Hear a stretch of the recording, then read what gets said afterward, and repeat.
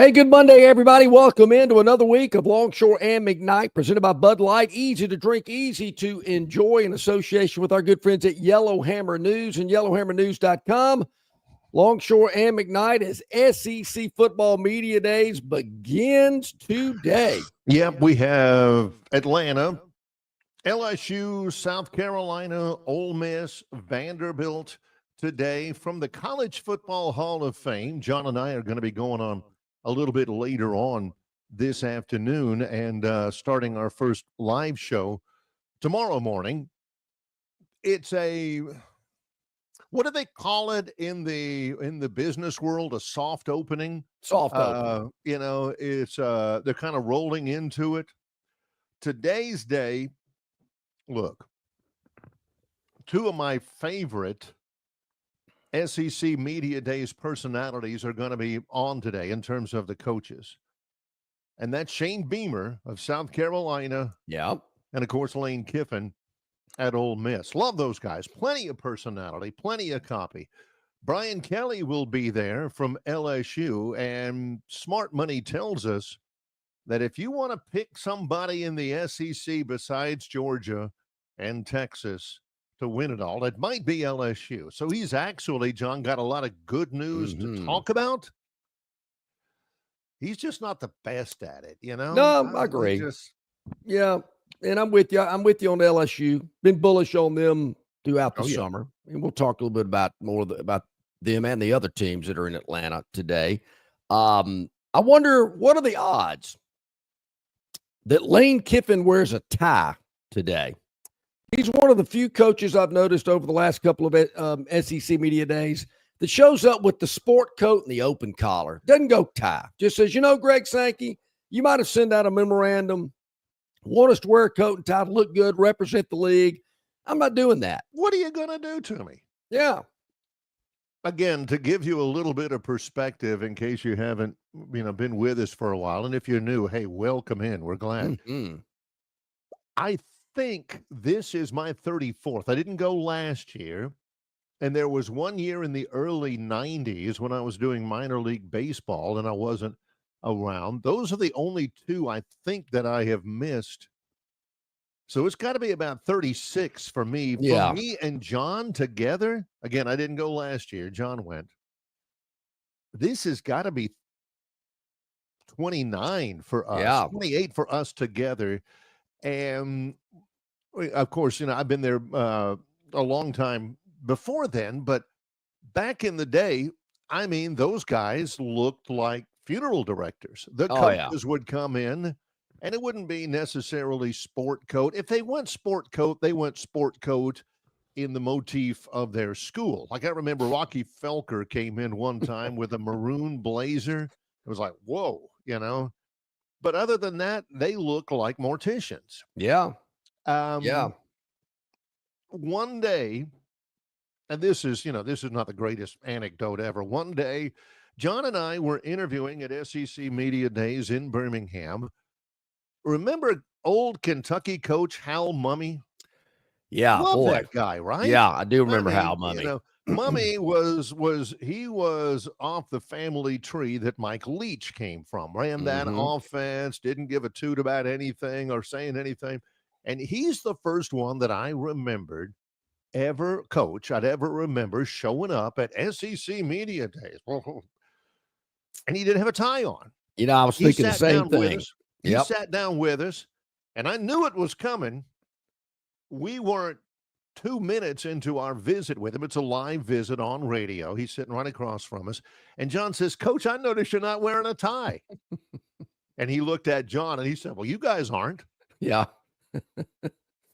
John says, John looked at me, he says, can't argue with that. Yeah, touche. There you go. Yeah, I do remember that. I sure do. You're talking about our history at Media Days.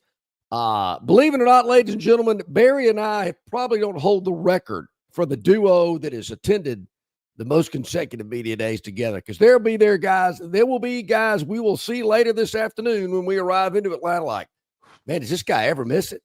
This guy's been here since the beginning of time. But we're talking about two people.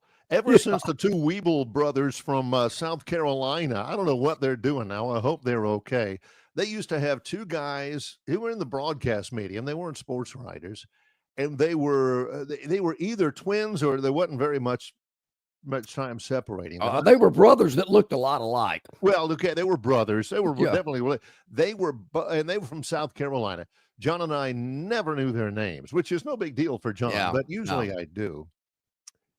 And they were both, what would you say, about 5'2" and 230, something like that. Yeah. And I mean, they were very round, and they were there every year. John says, "Who are these guys?" Don't miss it. And don't miss it. And that's the unique thing. Haven't seen them in a long time. The two guys with that wore the gingham sports shirts from Ole Miss. Oh yeah, they'll be there. I don't know that they're with us, but if they are, I saw them in Dallas last year. They're probably challenging us. They're probably the closest challengers out there. They're candidates for who's the last guy standing at media days. You know, on Thursday night or Friday morning, they'll take a picture of that lone reporter in front of his laptop. He's the last guy there. You know, you got to bet on those two. They were the first there. They got there last night, and they're not leaving till they turn all the lights off. Me, not so much. But, we've seen a lot. And that's the kind of neat thing about it. I mean, this is a once-a-year deal where you see somebody. You see them once a year. Right. And you form friendships and relationships, and you know, there's a lot of talking, a lot of handshaking. You know, I think Jason Caldwell hit it on the head today. I was reading his Monday morning quarterbacking column. And by the way, Phillip's back. Oh, my gosh, John is waiting for a lot from Phillip. He's got things he wants Phillip to address. He touched on it on his Sunday musings yesterday. It was pretty good. But, Jason talks about, and we've said this before. Are we going to really hear anything earth-shattering, newsworthy? Wow, didn't know that. Man, they hit us with a ton of bricks on that one, similar to Texas and Oklahoma joining the league. They're expanding to a 12-game playoff. That happened one year at Media Days, and I'm thinking, man, we never hear stuff like that. But you're really learning more about other programs than the ones that you follow as closely as we do here, which is nice, but newsy, no, probably not. Well, that's like Jason said. Jason Caldwell, AuburnUndercover.com, and his Monday morning quarterback. He said, this used to be one of my favorite weeks of the year, SEC Media Days. That's not the case any longer. It's now made for TV, which is true. Yeah, it is. Which is true. It makes our job, well, back in the day, we used to be more newsy at SEC Media Days. We're here talking with such and such and so and everything. And what's the latest on it? Well, now you can see it either on the SEC network or they've got live cams at secsports.com of every interview room. And you can, if you want to hear what the left tackle for Mississippi State's got to say, you can, by gosh, watch it right then. You're not going to necessarily wait to see.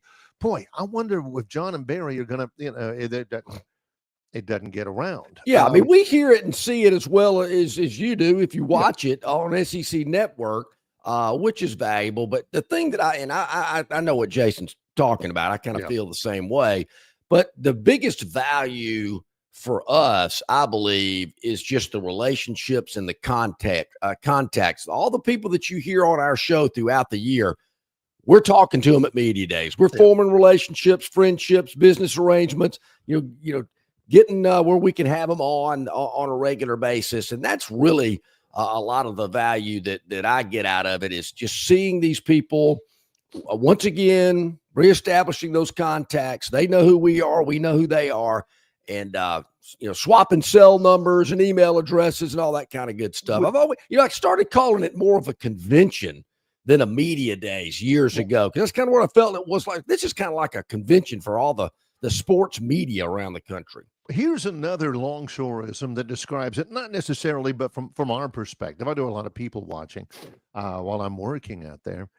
And I make sure, Barry, hey, Barry, check this guy out. Woo, look at this one. Good Lord. Who dresses guys like that? It's fratting it up. Yeah. Fratting it up. We'll be working again. Here's another clue. A lot of the work that goes on, as a matter of fact, probably the majority of the work that goes on for us is off camera. You know, I mean, Oh, yeah. we're going to be getting interviews. John's mentioned this already on the show. We're going to be getting interviews, video interviews with people that may not be on tomorrow or Wednesday, but we'll have it as programming. Maybe later in July and August to kind of lead into the football season. And there's a lot of that going on. There is a lot of that going on away from it, but you look around and you see, oh, hang on, Barry. Hang on, Barry. Let's see if we can get him. You got everything ready? Darren, everything ready? Let's go see if we can get him. And literally, a lot of that stuff is off by the seat of our pants. Yeah. You get them when you can get them. It's not like you would imagine. It's not as much. Well, I see we have him on at 12:47. It's like a tea time. Come on, No. they ain't gonna. Most of the time, John's grabbing somebody or their representative, or I am, and saying, hey, if you got any openings this afternoon after lunch, we just need 10 minutes with him. Can you do something? Yeah, that sounds fine. Or just grabbing him. Hey, you got a moment? Yeah, come on over. We'll spend 5 minutes just chopping it up. Oh yeah, that's going to be great. And Gurn Jr. is going to enjoy that. He's going to be responsible for a lot of that this weekend. And hey, that guy right there, go get in front of him. So he's going to enjoy that. I remember my first rodeo many years ago at the Sheraton in downtown Birmingham doing that type stuff. But with the digital age, Barry, you're right, and I noticed that a lot in Dallas last year. Just how what we had done in the past has kind of evolved into kind of what we're doing now. A lot of people were doing that. I noticed that in Dallas last year. And you're right. It's not so much, hey, we're on live during this window. It's like, oh, yeah, we can catch it 12:30 this afternoon. Sure, 2:30 this afternoon. Yeah, we're good. Yeah, we'll be here. So there is a lot of that and a lot of putting stuff in the can for later use, which is very nice and convenient too. And certainly, there'll be live stuff incorporated in what we do as well. And, but a lot of other canned stuff as well for later use. So that's what kind of makes it fun. So tomorrow, today it's South Carolina, Ole Miss, Vanderbilt, LSU. Tomorrow is Auburn Day. And then Wednesday is Alabama Day. Those are the 2 days we're doing live shows from Atlanta at the College Football Hall of Fame. Today is a day, and we've always traditionally done this. We haven't accented it, but this is always a day. Bill from Baltimore is the first one in. What would you like? What do you want? What do you want? What are the issues you wanted us to address? Bill says, are you guys going to get the officials guy for a segment? I always look forward to that one. His name is Steve Shaw. No, John McDade.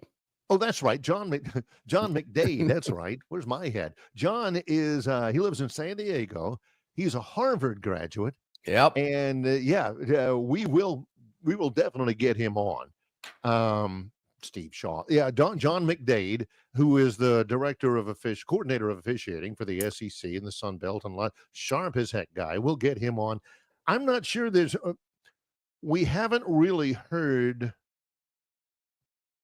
of any new rules tweaks. This year. Normally, and he told us this before. Normally, it's a 2-year cycle. So this may not be the year because I haven't heard of really anything new or any adjustments or anything. I'm trying to think what city we were in. Maybe it was Nashville. I'm just trying to think. And that's a good example of, forming a relationship, getting to know somebody. I introduced myself to John McDade at a Shake Shack adjacent to the hotel we were staying in. And it was at like 8:30. And I thought, what's this guy doing at Shake Shack? And so he got his burger and he put it in the bag and he turned around and said, John. And he looked at me and said, hey, I'm John Longshore, Montgomery, Alabama, blah, blah, blah. Carried on the conversation. He joined us the next day. Yeah. And of course, the next day was, man, how was that Shake Shack burger? He gave me the, strawberry or vanilla? What'd you have? Which is also a Longshore approach. We were, Mike Shula, former Alabama coach, was in the foyer of the old print media room, probably still is up in Birmingham, waiting to go on, and his handler was there. And John says, so, Mike, how you hitting them? He says, man, my driver is toast. I'm not. Yeah. Oh, man, yeah, you got to, and then boom, there he goes. John, Oh, hey, Coach, how you? I'll say, somebody told me long ago, you got no in your pocket. I said, yeah, I hear you. Did I tell you my Shake Shack story? I don't know if I told you or not. Since I bring that up, on my flight, went to Mexico a couple of weeks ago. My meal on my flight was a Shake Shack burger. How about that? Really? Yes, they have them on the Delta does it. I was on a Delta flight, and my meal was a Shake Shack burger, and it was actually pretty better than a good. lot. I was about to say that's a winner as far as I was kind of wondering how they were going to keep the bun soft and the meat warm and all the condiments fresh. It was, and that sauce, that Shake Shack sauce. But yeah, I was surprised. It was very good. John? It was very good. Yep. All right. So there you have it. So we got a lot going on. As Barry mentioned, the 4 schools that are represented today, going to break those down and give you our thoughts about how they might fare out for their upcoming college football season. Yep. It is, Barry, that time where, there's just no more dilly-dallying. You just can't suppress it anymore. Oh, we are at the All-Star break. And we're going to, I'm going to kind of, it might not be pleasant, but I know I've been giving the Braves the benefit of the doubt, but looking at the standings going into the All-Star break, I got to tell you, I'm a little concerned. That's coming up. Plus the Phantoms' daily dog. Oh, boy, he had a big one the other day. Oh, you ain't kidding. Woo, big week last week, as a matter of fact, but we'll tell you that in about an hour. In our Victoryland's Topic Wheel, Gurn Jr.'s Victoryland 777 Topic Wheel, we'll have that as well. But yeah, we want to hear what do you want to what do you want us to ask? What are the issues that you see? Nationally in college football, around the SEC. Again, Tuesday we'll have Georgia, Auburn, Tennessee, Texas. Auburn's going to be fighting for eyeballs in that day, but we'll have them for sure. What should we ask? What are the points of emphasis? We want to hear from you on the River Region Straw Chat line. We're underway. He's John Longshore. I'm Barry McKnight. It's Longshore and McKnight in association with Yellowhammer News, presented by Bud Light. Now, through July 31st, take advantage of the quadruple zero event at Stivers Ford in Montgomery. 0% APR for up to 48 months. 0 down payment. 0 payments for 90 days and 0 cost for maintenance for 2 years or 24,000 miles. The quadruple zero event offer is available on select 24 and 25 model F-150s, Explorers, Expeditions, Broncos, Mustangs, and Escapes. Stop by Stivers Ford at 4000 Eastern Boulevard in Montgomery for more information. Stivers Ford, where price sells cars and trucks. On the basketball court, the soccer pitch, or even the golf course, your crew brings their best not just for the win, but for that post-game celebration. When victory tastes like Michelob Ultra, it's worth every drop of sweat. And if you don't win, you'll still get the beer. It's just on you. Superior is worth playing for. Michelob Ultra, 2.6 carbs, 95 calories. Superior light beer. Enjoy responsibly. Copyright 2025, Anheuser-Busch Michelob Ultra Light Beer, St. Louis, Missouri. Located just 8 miles north of Alabama's state capital, Capitol Hill features 3 18-hole championship courses. With more than 1,500 acres of golf and nature, the pure magnitude of this facility is amazing and allows each course to be drastically different from the others. Capitol Hill also features an innovative 360-degree driving range 400 yards in diameter.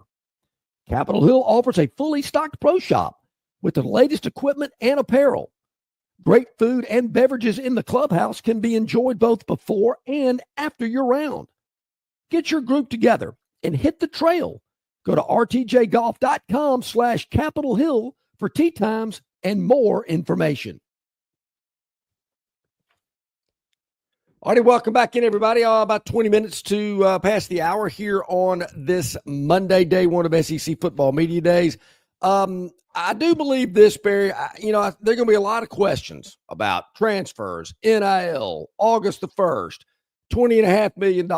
Yeah, revenue sharing. Yep. But I don't get the sense that we're really going to completely 100% have it all figured out. I still think there's a lot of confusion. I still think there's a lot of people out there that really don't know how this is going to play out, which to me I find a little disturbing, because I think we should know some answers. We should have things a little bit more solidified by this point. I know Greg Sankey's going to try to lay it all out there, but I mean, are you expecting this? Okay, folks, here it is. Here's our 10-point plan, and here are the answers to every question that you've been wanting to know about for the last 3 years. No, I'm expecting him to get up in front of the vast print media contingent, and he'll talk for about 20 minutes, and then have maybe 10 minutes of questions.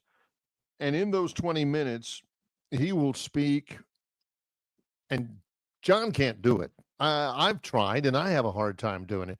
John can't make it the entire 20 minutes. He's either head rolling back or he's leaving the room. I can make it, but everybody, after it's over with, everybody's going to look around and say, well, what'd you think about what he said about the transfer portal? And you're like, did he say anything about the transfer portal? It's going to be a lot of talking. There's going to be he's intelligent as all get out. There's going to be some big words, that John kind of scolds him on now and again. He doesn't exactly speak to Bubba and Earl in the upper deck double A section on the west stands at Jordan-Hare Stadium. I mean, if I had to Google some of the words Greg Sankey's used when we've interviewed him, yes, I have. And as our man Brian Jones used to say, that's a $5 word. That's a big word. So you'll hear him.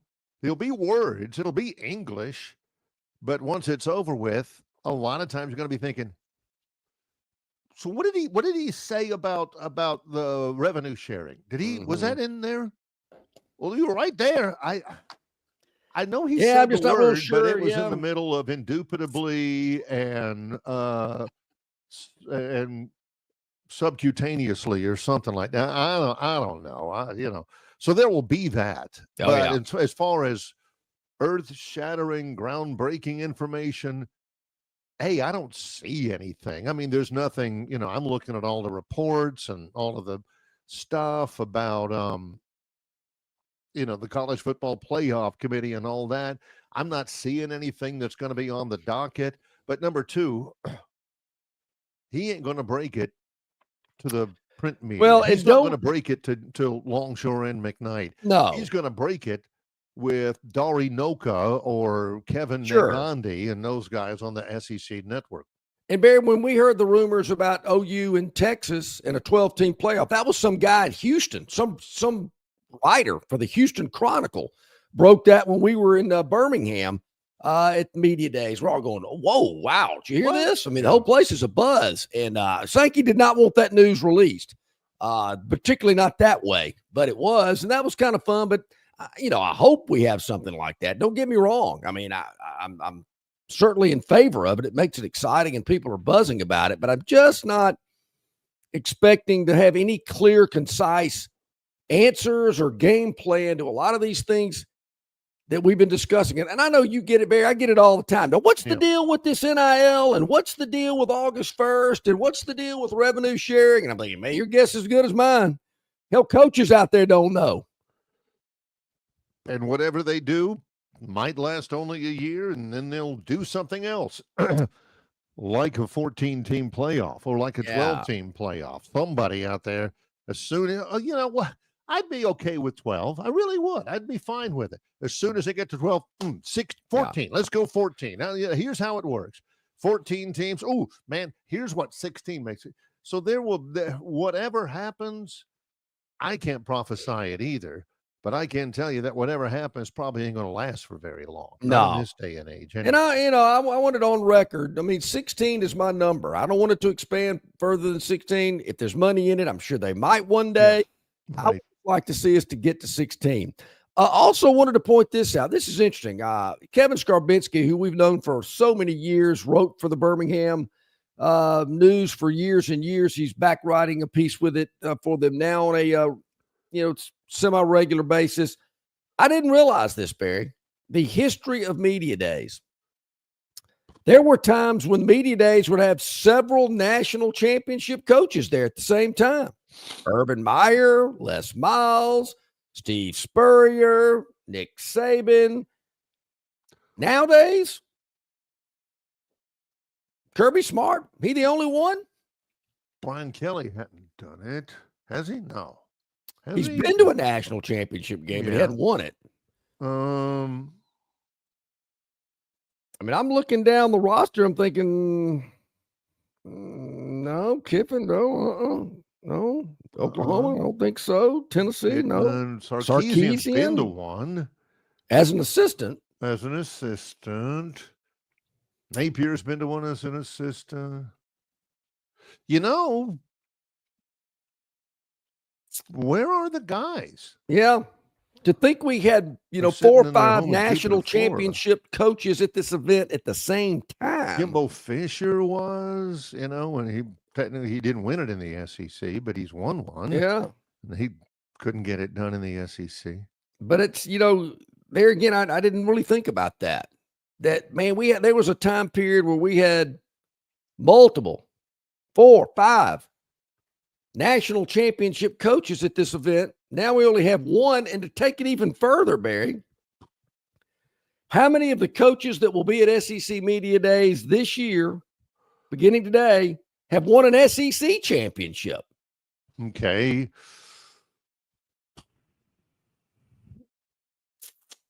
Let's see. Kirby Smart. Did Hugh? No.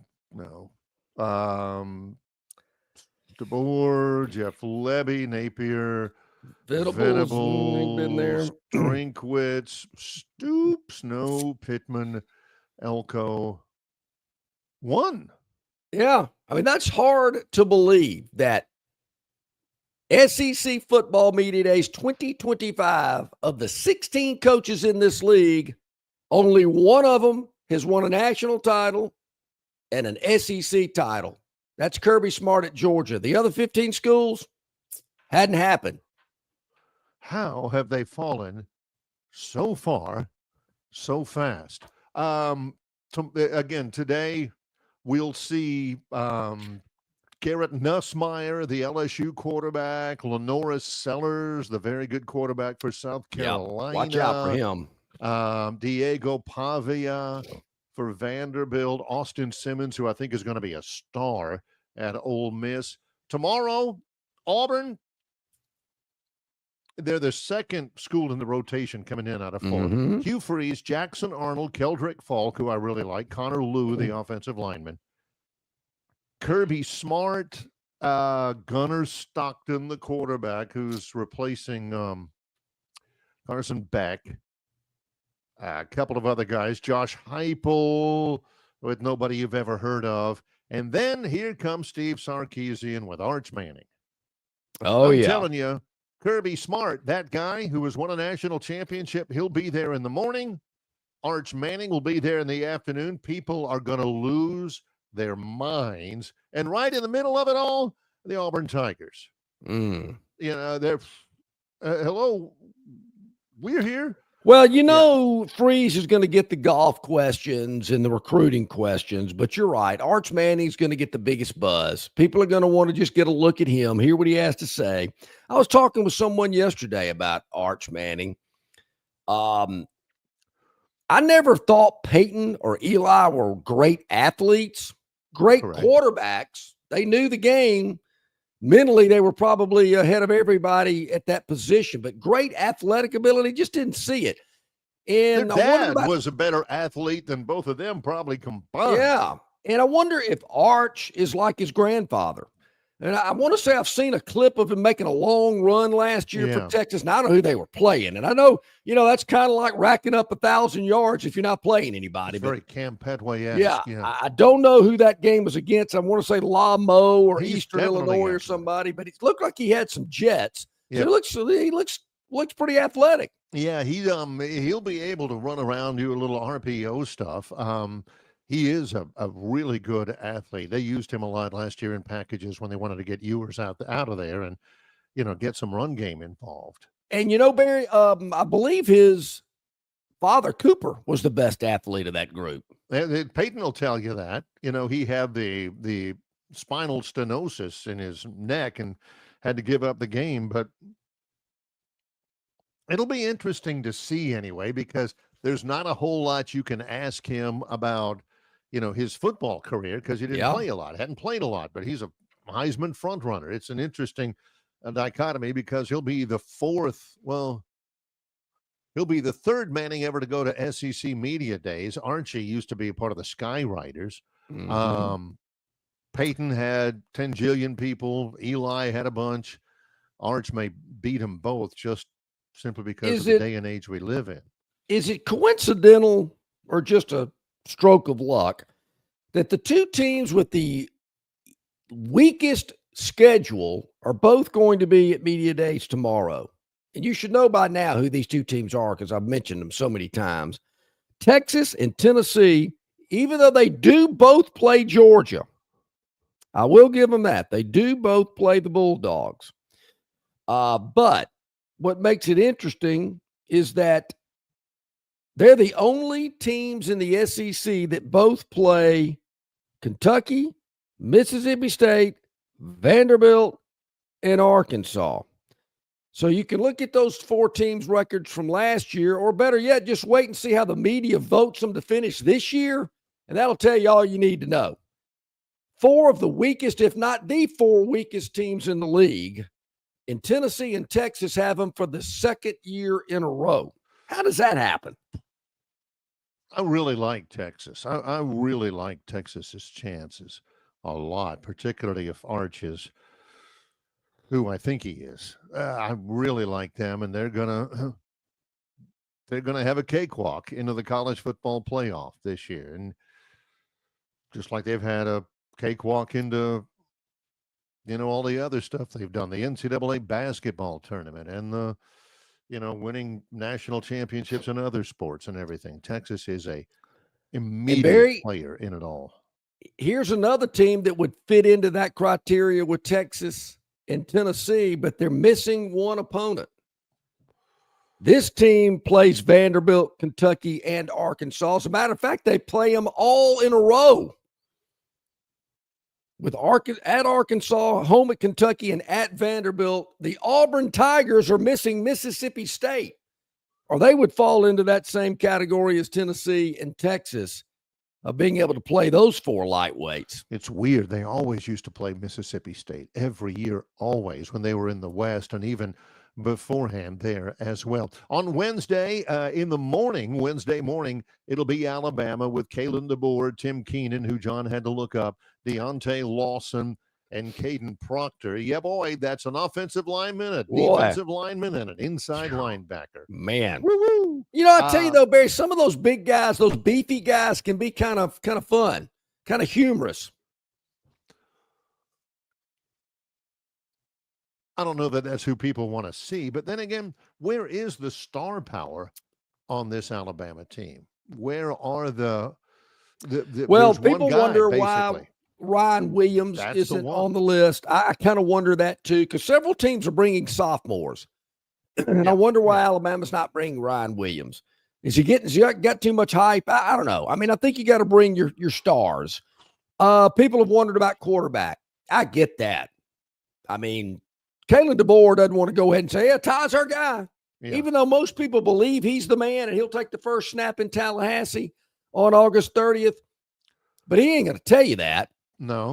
Now, next year, he might be there if he's still on the roster, as Rodney told us last week. You don't want to send him out there and have all this copy and all of these interviews and all of this stuff ballyhooing him, and he not win the job in the fall.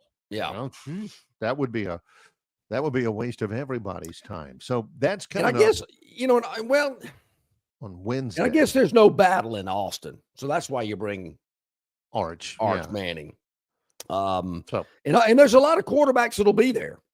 Yeah, Ole Miss will have a quarterback today. LSU will have a quarterback. South Carolina will have a quarterback, and so will Vandy. All four of those schools today are bringing their quarterbacks. On Wednesday, as we mentioned, Alabama Day, there are 4 schools there, obviously. Alabama's the only one that's not bringing a quarterback. Yeah. Blake Shapen, the transfer quarterback from Mississippi State, will be there. Billy Napier will bring DJ Lagway from Florida, who I love.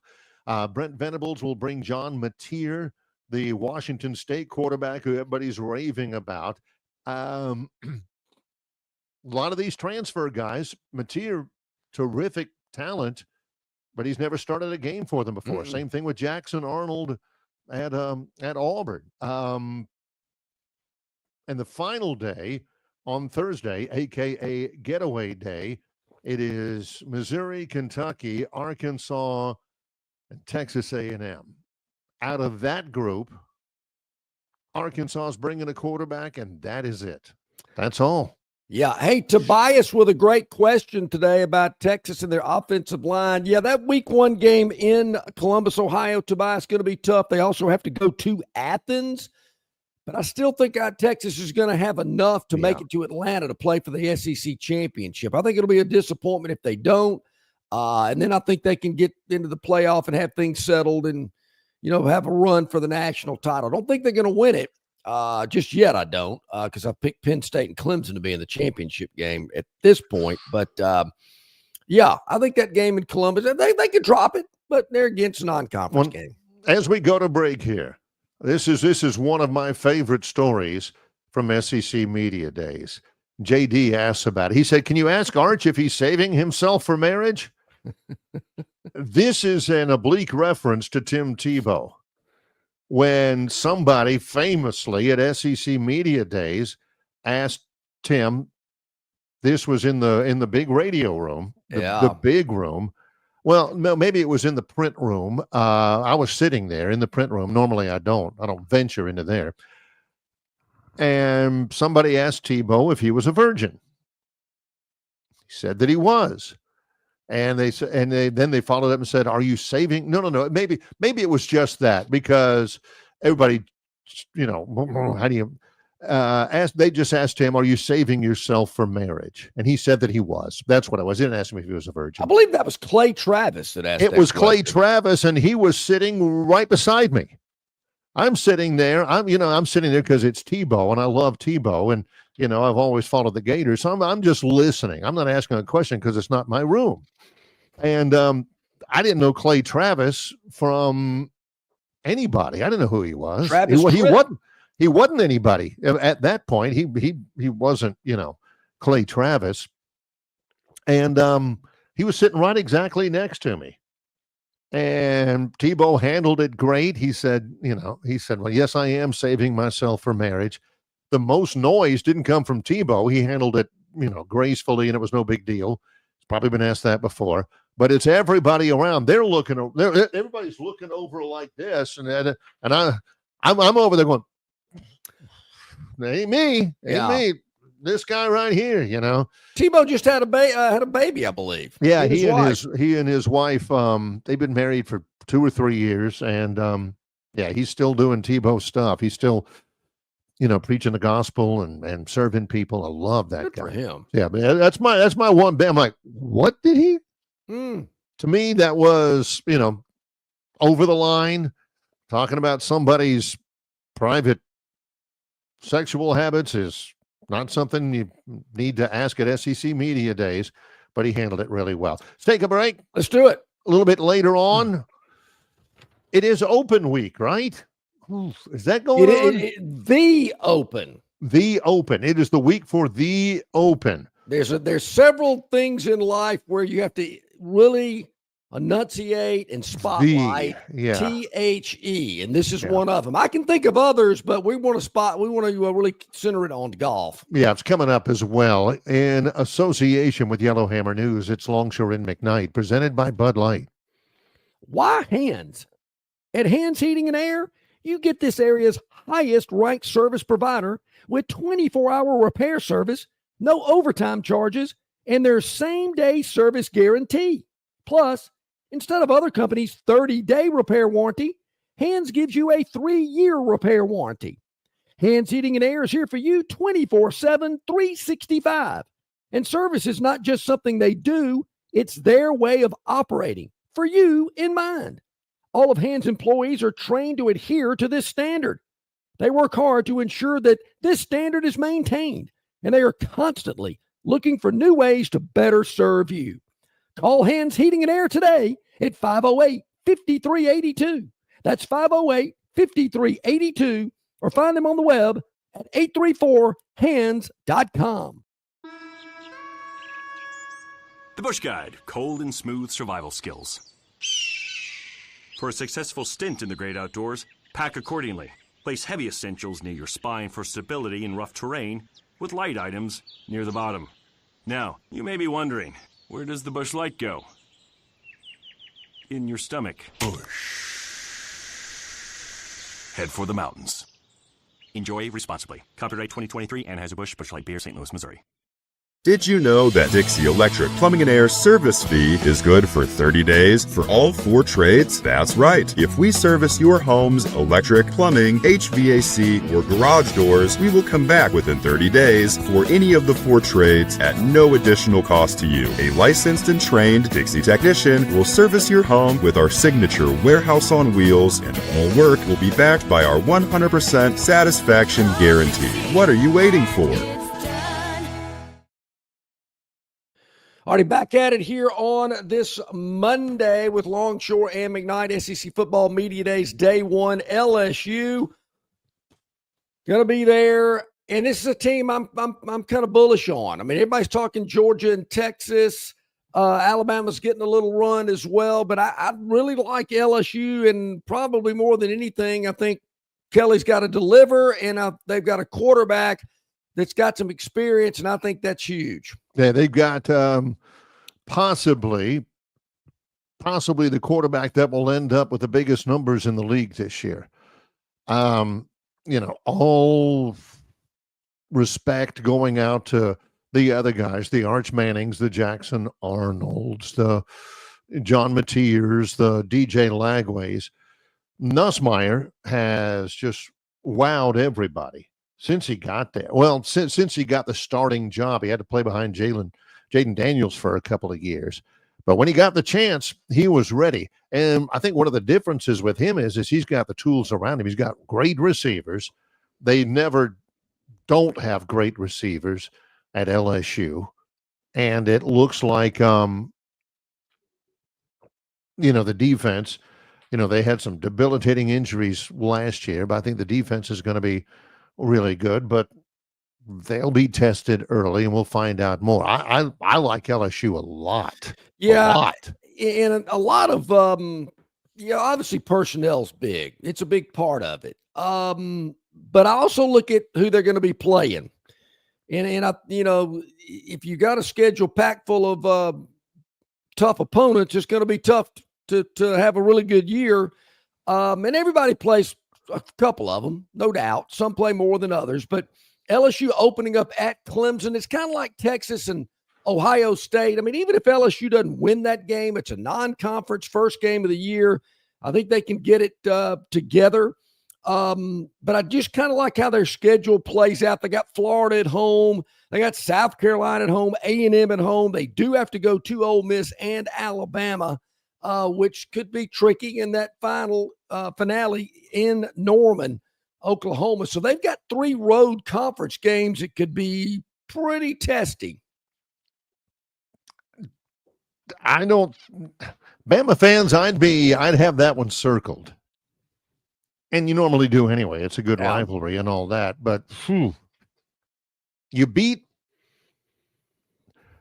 Alabama, you are set up pretty well. And I think they can. I think they have you already issued a prediction on that game? Because back on Memorial Day weekend, I predicted Alabama's biggest win will be at Georgia in week 5. It's actually their 4th game. Right. And their biggest upset loss will be after a 5-game stretch. It's the last of 5 in their at Columbia, South Carolina. I think that one trips them up. Then they have an off week. Right. Then they play LSU. For some reason, Alabama's always been prepared, ready to play LSU, probably more so. Well, no doubt in my mind, under Nick Saban, maybe you could say it under DeBoer in 1 year. I don't know. But under Saban, Alabama was much better prepared, played much better against LSU than they did against Auburn. If you take those 17 games that Saban faced both those teams, in my mind, those teams played much better against LSU than they did against Auburn. Did you hear, I guess it was 3 weeks ago, that Nick Saban was inducted into the Louisiana Sports Hall of Fame? Obviously, deservedly so. And he was down there and,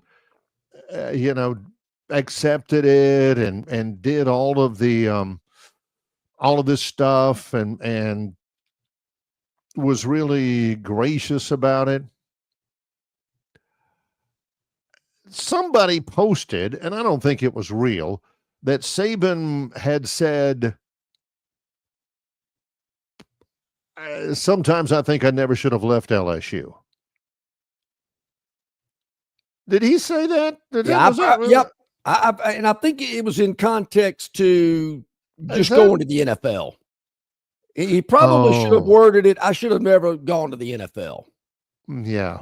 I think that's probably what he was getting at. And I get it. He's probably thinking, yeah, I shouldn't have gone to the NFL. I certainly understand that. Yeah. And then the game changed and college football became kind of like the NFL. His point was in the NFL is that, and Spurrier had the same point when he was with the old Redskins. You don't have the control that you did in college. He said, basically in the NFL, I was with the Redskins and I had to play the players that the general manager got me. Yeah. And, some of them he didn't like. Famously, he had Danny Werfel as a quarterback with him at the Redskins and Shane Matthews as a quarterback. Some of his old Gator quarterbacks, Doug Johnson with the Redskins, just because he had to have somebody that he knew that could run his offense. He had to fight to get those guys. And the rest of the guys that he had, he may have had some input into them, but those were the general manager. That's the same thing with Saban with the Dolphins. He didn't have personnel control. He had to play the guys that the GM gave him. Plus, in the NFL, his style wasn't working. And he coached a long time in the NFL. Sure. When you scream and yell at somebody and tell him to get his, behind in gear and everything, and he's making twice as much money as you are, he can look at you and say the heck with you. Barry, what my deal college is, you can't. Those guys are so smart. Did they not know that before they went to the NFL? I mean, did they not know that, these guys are professionals. They're making a lot of money. You can't scream and yell at them and treat them like you would a college athlete. I've always been blown away that they thought, really? You think it's just going to be just like it is in college? Heck, I'm smart enough to know that. But they have the mindset that, by gosh, I've been so successful in college. Oh, yeah. I want to see if I can get it done on the biggest stage. I want to see if I can do it in the largest context. And it's just almost a different game, It really is. So I think we've all thought about this, though, in what you just said about that statement. Just what if Saban never left LSU? I mean, how dominant would they have been? Do I think they would have won 6 national titles? Yeah, probably would have. You're the only game in town in Louisiana. And I'm sure LSU people have thought a lot about that. Yeah. Oh, my gosh. And they won national championships afterwards. Yep. They won 2 national championships with Les Miles and Ed Orgeron, for gosh sakes. So, I mean, that speaks to the strength of the program. But in the NFL, there's a story. Saban's been on a lot of NFL podcasts. There's a really good one. Former Miami Dolphin linebacker Channing Crowder played at the University of Florida. Crowder was interviewing Saban. He's had Saban on before because he played for him when Saban coached the Dolphins. And Crowder would tell the story. He said, I was in the bathroom at the Dolphins facility and I was playing on my phone. He's talking with Saban. He says, Yeah. Coach, you walked in and I saw you through the crack because I was in the stall and I knew it was you. And I said, I have to go out here. He said, I walked out, went to the sink, start washing my hands. I looked over and I knew I had to say something to you. I mean, you've had those interactions in the bathroom where you know the guy. Yeah. And, hey, how you doing? Hey, all right. Hey, he says, my first thought in all of me, he says, what am I going to talk to Saban about? Just real quick while I'm washing my hands. He says, you used to talk about Miss Terry. You used to talk about your wife, and she brought us cookies. And Coach, I looked over, and this is about 10 games into the season. He says, it was a Buffalo running back, but I ended up giving up a third down catch to the running back on an option route. Now this is Wednesday of practice, and I'm washing my hands, and I look over and say, hey, Coach, how's Miss Terry? And you looked over at me and said, she'd be a lot better if you'd cover a bleeping back on third down.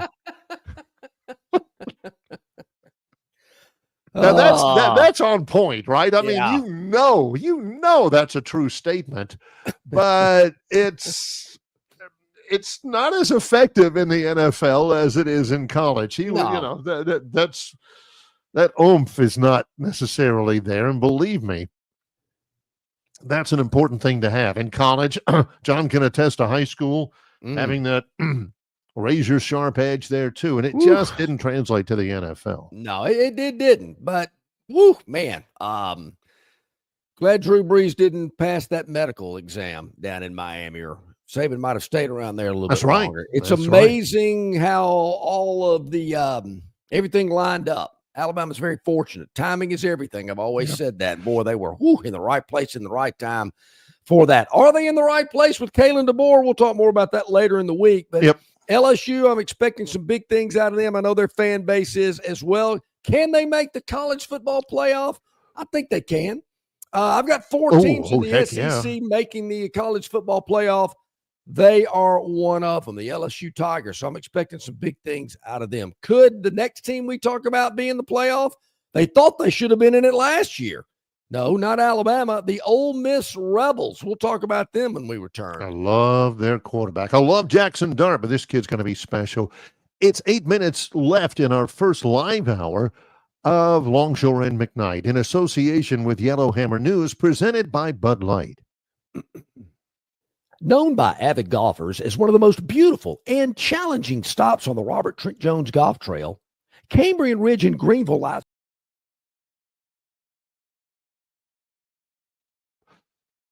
Well, okay. Well, we back already? Let's see if we can do this while we try to catch up with that commercial. Let's see if we can do this. Located just 8 miles north of Alabama's state capital, Capitol Hill features 3 18-hole championship courses. With more than 1,500 acres of golf and nature, the pure magnitude of this facility is amazing and allows each course to be drastically different from the others. Capitol Hill also features an innovative 360-degree driving range, 400 yards in diameter. Capitol Hill offers a fully stocked pro shop with the latest equipment and apparel. Great food and beverages in the clubhouse can be enjoyed both before and after your round. Get your group together and hit the trail. Go to rtjgolf.com/Capitol Hill for tee times and all guests of Longshore McKnight appear on the City of Montgomery guest hotline. Check out the most interesting and informed personalities in sports covering Auburn, Alabama, Troy, ASU, and all the major teams from across the country. John and Barry have the best guests brought to you by the City of Montgomery. To find out everything you need to know that is going on in the capital city, check out montgomeryal.gov. That's montgomeryal.gov, the capital of dreams. local banking expertise, the newest innovations and technology, personal attention, genuine hospitality. It's all just part of the Riverbank and Trust difference. They invite you to experience it for yourself.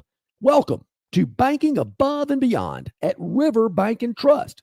Locations throughout the River region, locations throughout the state of Alabama. Riverbank and Trust.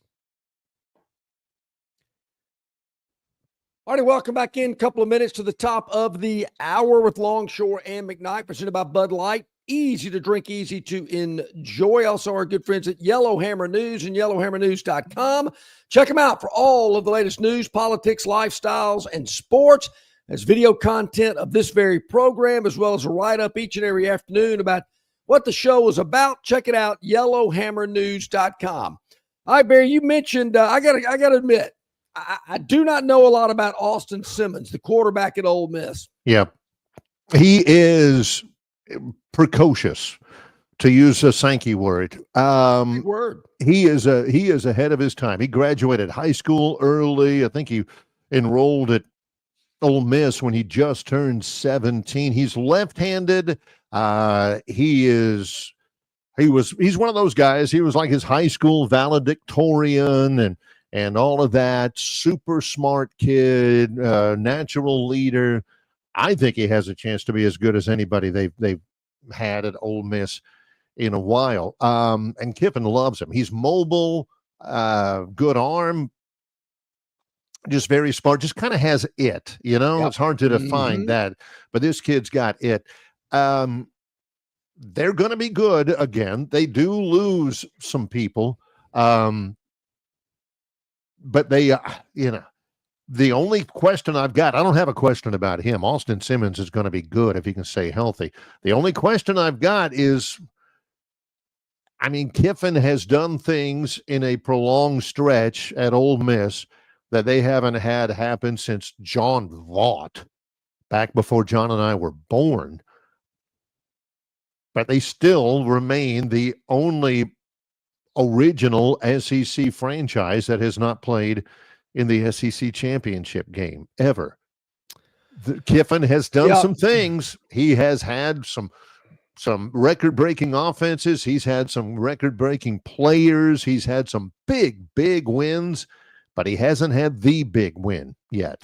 Well, John, anything that could classify as that. He's got to avoid the stupid loss like last year when he had Kentucky and Oxford and they lose it. They've got Kentucky in week 2 in Lexington. I got to think that game's been circled because it was embarrassing for Ole Miss to lose that game last year. And it hurt. I watched all of it. I mean, they sleptwalked, John. Yeah. It wasn't like, Kentucky threw a late Hail Mary or something. They allowed... And Mark Stoops coached his behind off. Sure. They allowed Kentucky to dictate in that game. Well, they did. And if they win that game, maybe they do make the playoff last year. And there's not a lot of gnashing of teeth in Oxford. To John's point, he's got to avoid the stupid loss. And that was a stupid loss. He's had some of those. I mean, maybe it's something about Ole Miss coaches where they have a game or two that they just absolutely should not lose, or a game that they absolutely need to win and just don't win it. Schedule's not bad. Yeah, 4 of their first 5 at home. Yeah. And they're all, LSU, that last game of that 5-game set, but Georgia State, at Kentucky, Arkansas, and Tulane, they should be 4-0 before LSU comes to town. Agreed. LSU and Georgia are the big pitfalls. Florida late in the year is going to be in Oxford. That'll be difficult. Hey, I'm glad they get an off week before they host Washington State. That was nice. Yeah, and an off week before the Egg Bowl. So, I mean, this is Barry. Looking at their schedule, LSU, Georgia, because they got LSU at home, but they're at Georgia. And at Oklahoma. South Carolina could be tricky too, because I've been bullish on them. Yeah, but those LSU, Georgia, and Oklahoma, to me, could define their season. And help to define their program. I mean, 10 wins last year. They've had 10 wins for several years in a row now. Believe me, that hadn't happened at Ole Miss. They are formidable.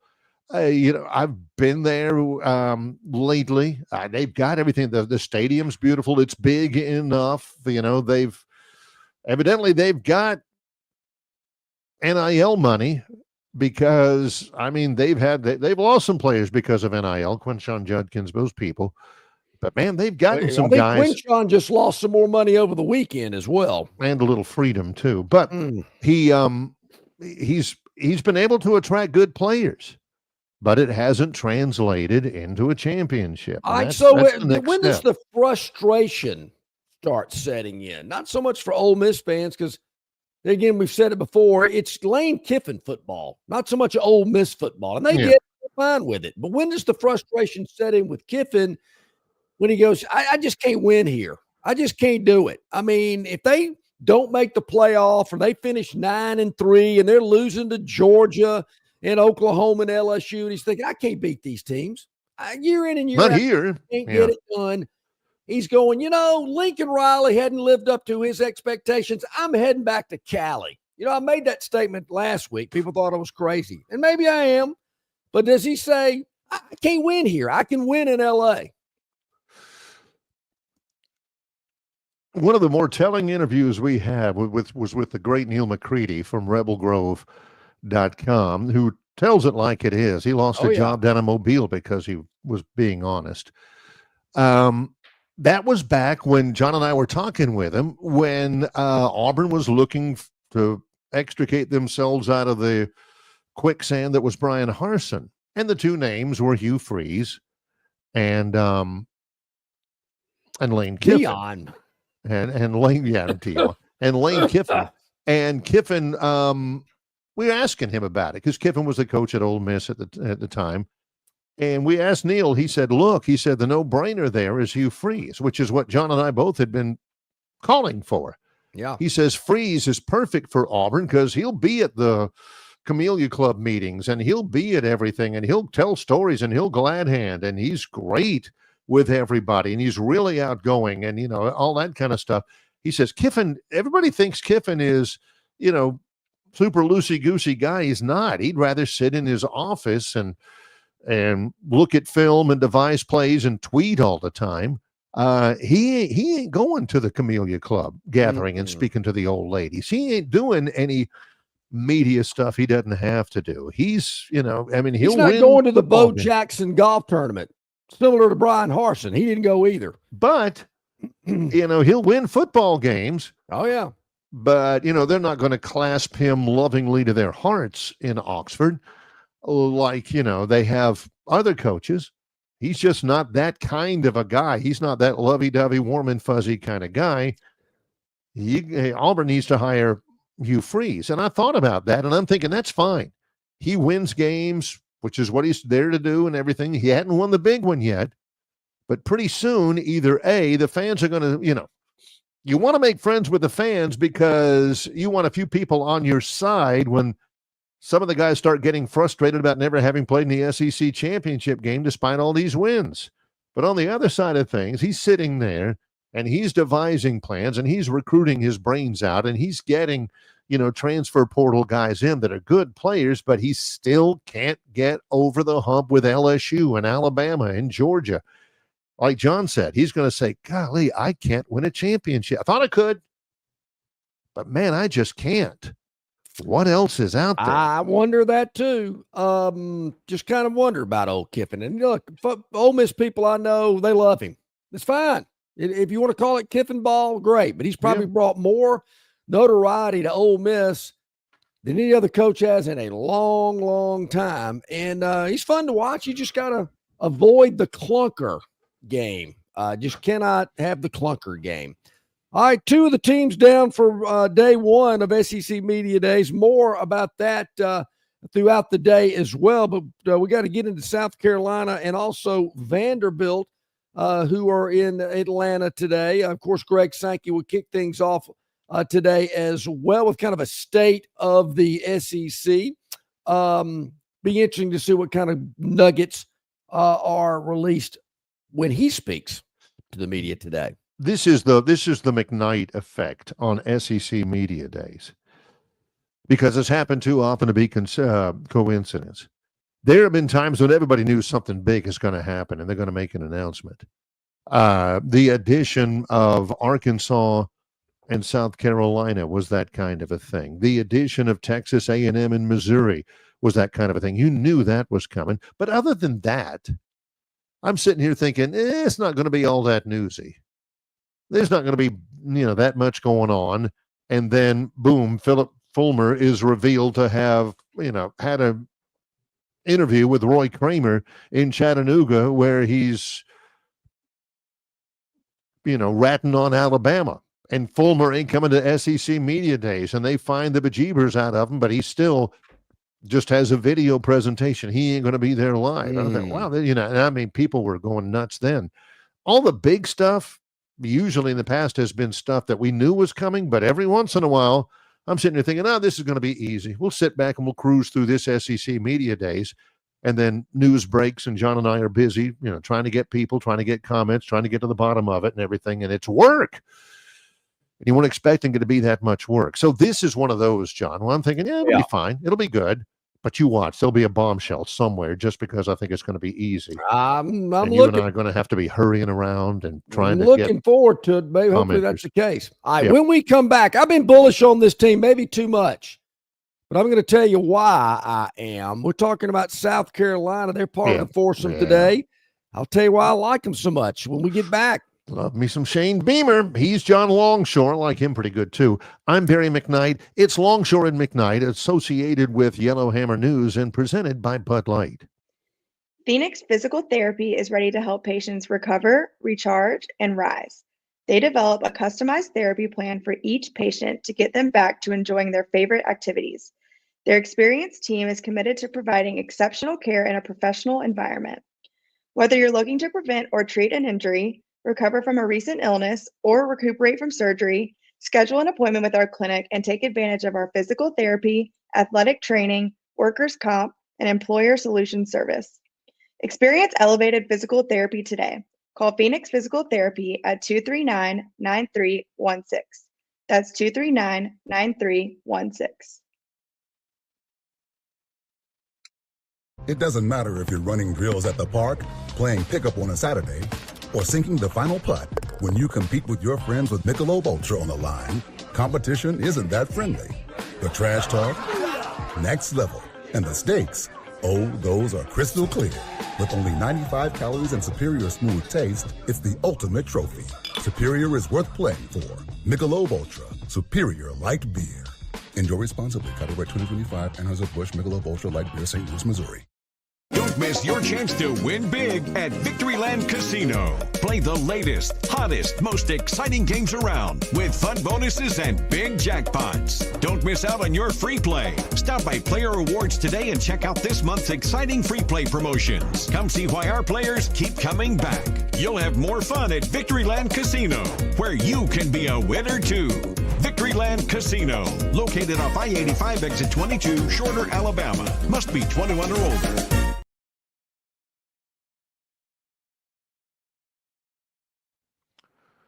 It's Longshore and McKnight, presented by Bud Light in association with Yellowhammer News. John will join us again in just a moment. I'm Barry McKnight, and we're talking about the SEC Media Days and what's coming up. Again, the schedule today, and John and I are heading up this afternoon.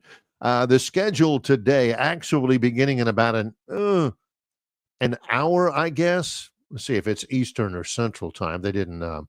Well, it'll be Eastern time. So just beginning right now, Greg Sankey is speaking to the media, LSU and South Carolina this morning, Ole Miss and Vanderbilt tonight. South Carolina, it's an interesting dynamic. It's an interesting deal, and we've talked about it for years. They've had some spectacularly bad seasons before.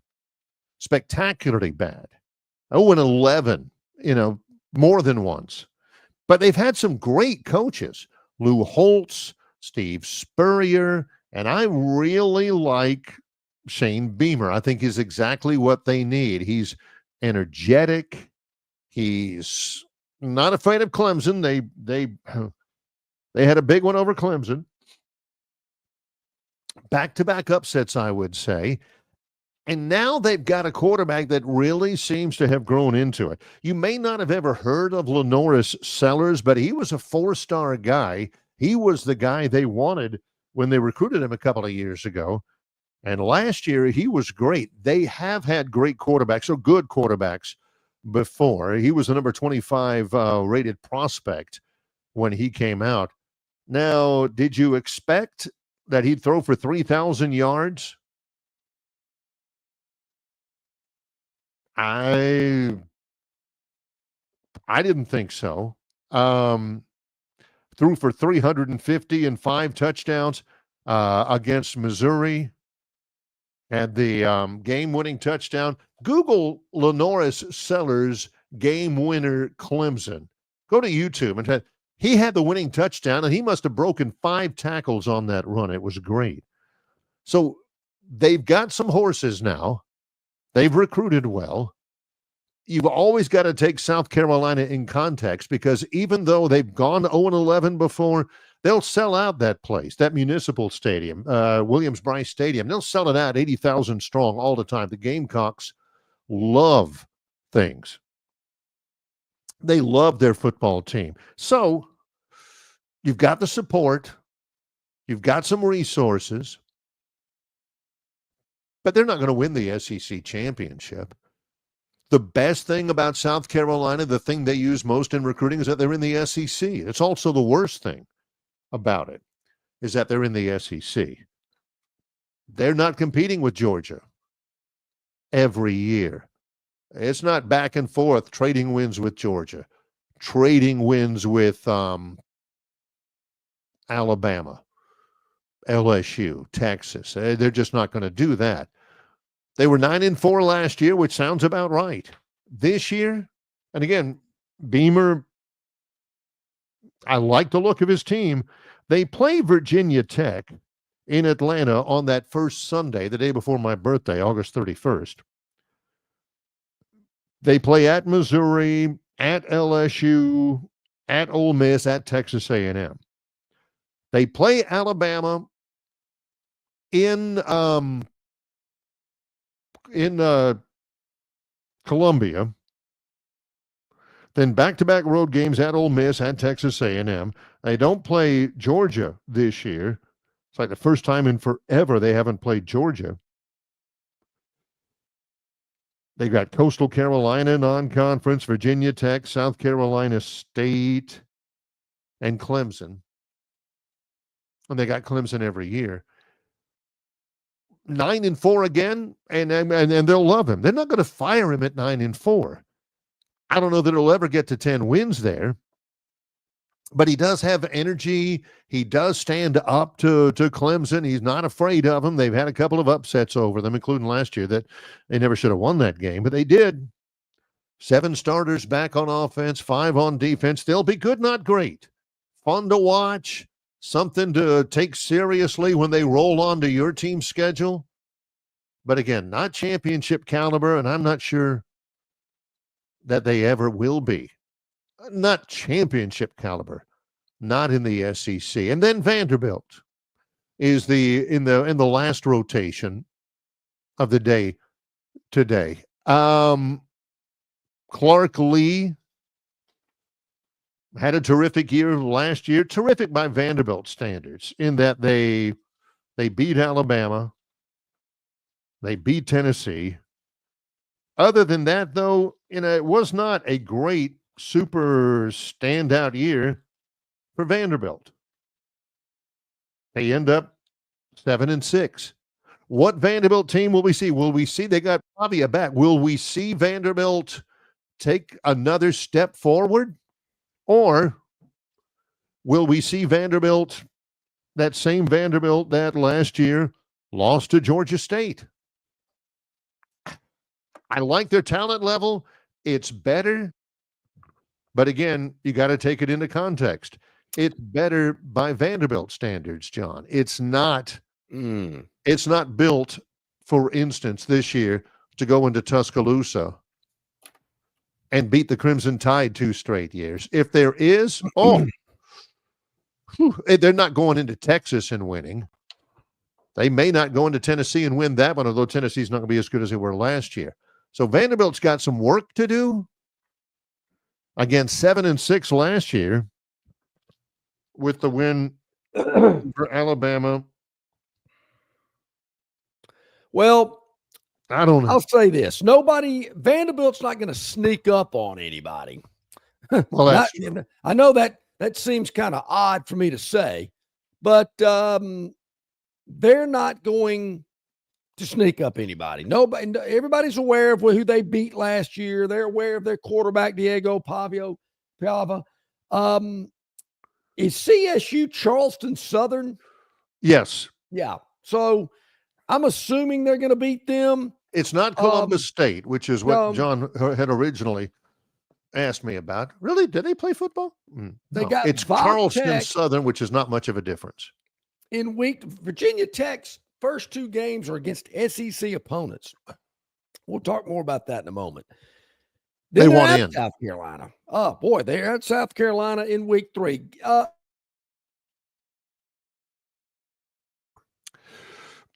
That rings a bell. I think they did. Utah State, who knows? And you mentioned at Alabama. That is the 6th of 6 straight games. 3 of which are on the road. Half of them on the road. Vanderbilt, just go ahead and lay whatever numbers Bama's laying in that game, lay it. Just go ahead and lay it. I know it's the week after Georgia.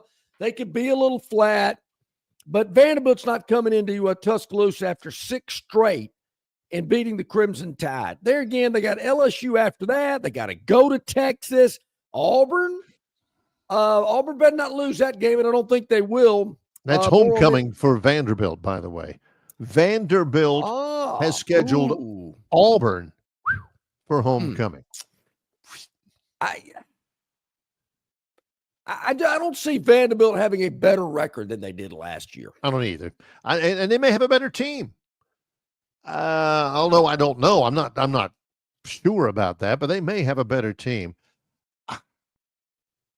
The schedule's not easy. The quarterback, he was terrific against Alabama. He was terrific against Auburn for the second time in 2 different schools. But he's also had games where he wasn't all that great. Oh yeah, either where he made some mistakes, some mental mistakes. Wasn't accurate with the football and all that. So I don't, again, like I said against South Carolina, their biggest asset is that they're in the SEC. They can recruit by mentioning they're in the SEC. That's also their biggest downfall is they're in this league. If you take it into context, they're not winning the league. People want to watch their quarterback. Maybe they'll upset somebody. Trying to think who that's going to be. I'm telling you, it better not be Auburn on November the 8th. Well, I'll tell you what. One of the great things about our new format, and we love it, we've embraced it, is that we can be really flexible sometimes with, hey, we can get somebody and we can record something on this format, and we'll have maybe now and again a drop in on social media or something with a video. Hey, make sure to join us. We can be really flexible. I'm here to tell you, if they win in Tuscaloosa, John, I'm calling you. I'm going to say, hey, man, I got my camera set up. I'm in my studio. Let's fire something up. Let's get something going. Yeah. Well, I'll be definitely game for that. I can promise you. Hey, Bill from Baltimore, back in at 7:56 this morning, has an interesting question, because I've mentioned that there are 4 teams from the SEC that I believe will make the college football playoff. As of today, I like Texas, Georgia, Alabama, and LSU. But Bill, are there any others? He says, John, if the 4 teams making the playoff, but how many could you reasonably see making it if things broke their way? Auburn has potential too on the outside, maybe Florida too. That's a good question. John's got 4 SEC teams making the playoffs. Are they the only 4 teams that have a snowball's chance of making the SEC playoffs? I wouldn't think so. There's always an outside chain. Florida, their schedule, at LSU, at Miami, in back-to-back weeks. They host Texas. They go to A&M the next week. They got Georgia and Jacksonville. Got to go to Ole Miss. I don't like Florida's chances as much, Bill. Right. As for Auburn, I think Auburn could win 9 games. I didn't predict them to win it, but I can see them winning 9 games. Could they get to 10? Yeah. they certainly could if the ball bounces the right way. I predicted 8-4. I'm probably leaning more to 9-3. I think we're going to know a lot about Auburn after those first 5, really 3 of those first 5 games. We're going to know a lot about them in those last 2, the games 4 and 5, both on the road at Oklahoma and Texas before an off week comes on, and then they host Georgia. So once they get past Georgia, and I said it a week or so ago, Bill, I like Auburn's chances to win out till they host Alabama at the end of November. And I'm saying that here today on July the 14th. By the time November rolls around, I might feel better about Auburn's chances to beat Alabama. And I know it's at Jordan-Hare, but today, if you're asking me, I think Alabama would win it. They'd be the favorite in that game. But I think they get by that Georgia thing. And if they're not too beat up after that record-wise, yeah. Because I think, hey, everything I'm reading, this is, some people say, well, that ain't saying much. But this is the best roster Auburn's had in a long time. Yeah. And it's been a long time since they've been successful. The only other team that I think, and I agree with you, maybe Florida, maybe, I don't really think Auburn is there yet. But there's one other team, and I didn't really start thinking about him until we had Phil Steele on the program on Friday. And his surprise team in the SEC, and one of his top 3 surprise teams in the country, is Oklahoma. Yeah. And I'm looking at Oklahoma. He's got them picked to finish 4th in the SEC, ahead of LSU, by the way, which I disagree with. I think LSU is going to be strong. Oklahoma, I love their new quarterback. I think that's a huge pickup for them. But Oklahoma, schedule, improvement and all that stuff. I like them. I think they could make it into the playoff. The other one that he really likes, and I just can't bring myself to sign on with that, is Texas A&M. Everybody they're going to have to show me. Really, I've heard that too many times before. Yeah, if you ask me and John, hey, should Texas A&M be successful? Yeah, they should be successful. They should be successful every year. Oh, yeah. I think they've only ever won one championship in our lifetimes. One conference championship, and it may have been a share of one. Absolutely, they should be successful, and they've had some success. But, man, they got everything going for them. They got a huge endowment, huge athletic budget. They've got facilities that'll knock your eyes out. They've got 70 bajillion alumni, and all of them love the Aggies. They just hadn't done it. And I don't know why. Cannot put my finger on it why. But I'm going to be one of those guys that as soon as they win something, as soon as they accomplish something, then I'll get on the board. I'm not going to be one to ever predict Texas A&M is going to do something. I'm just going to have to sit back and be surprised when they actually do, because they ain't like done you. it. Yeah, I'm like you. Quickly, before we do go to break, I can sum this up in no time. South Carolina will start out 5-0. Okay. Their first 5 games are all winnable. Only one of them's on the road. We got a neutral site in the opener against Vatech. No big deal. It's in Atlanta.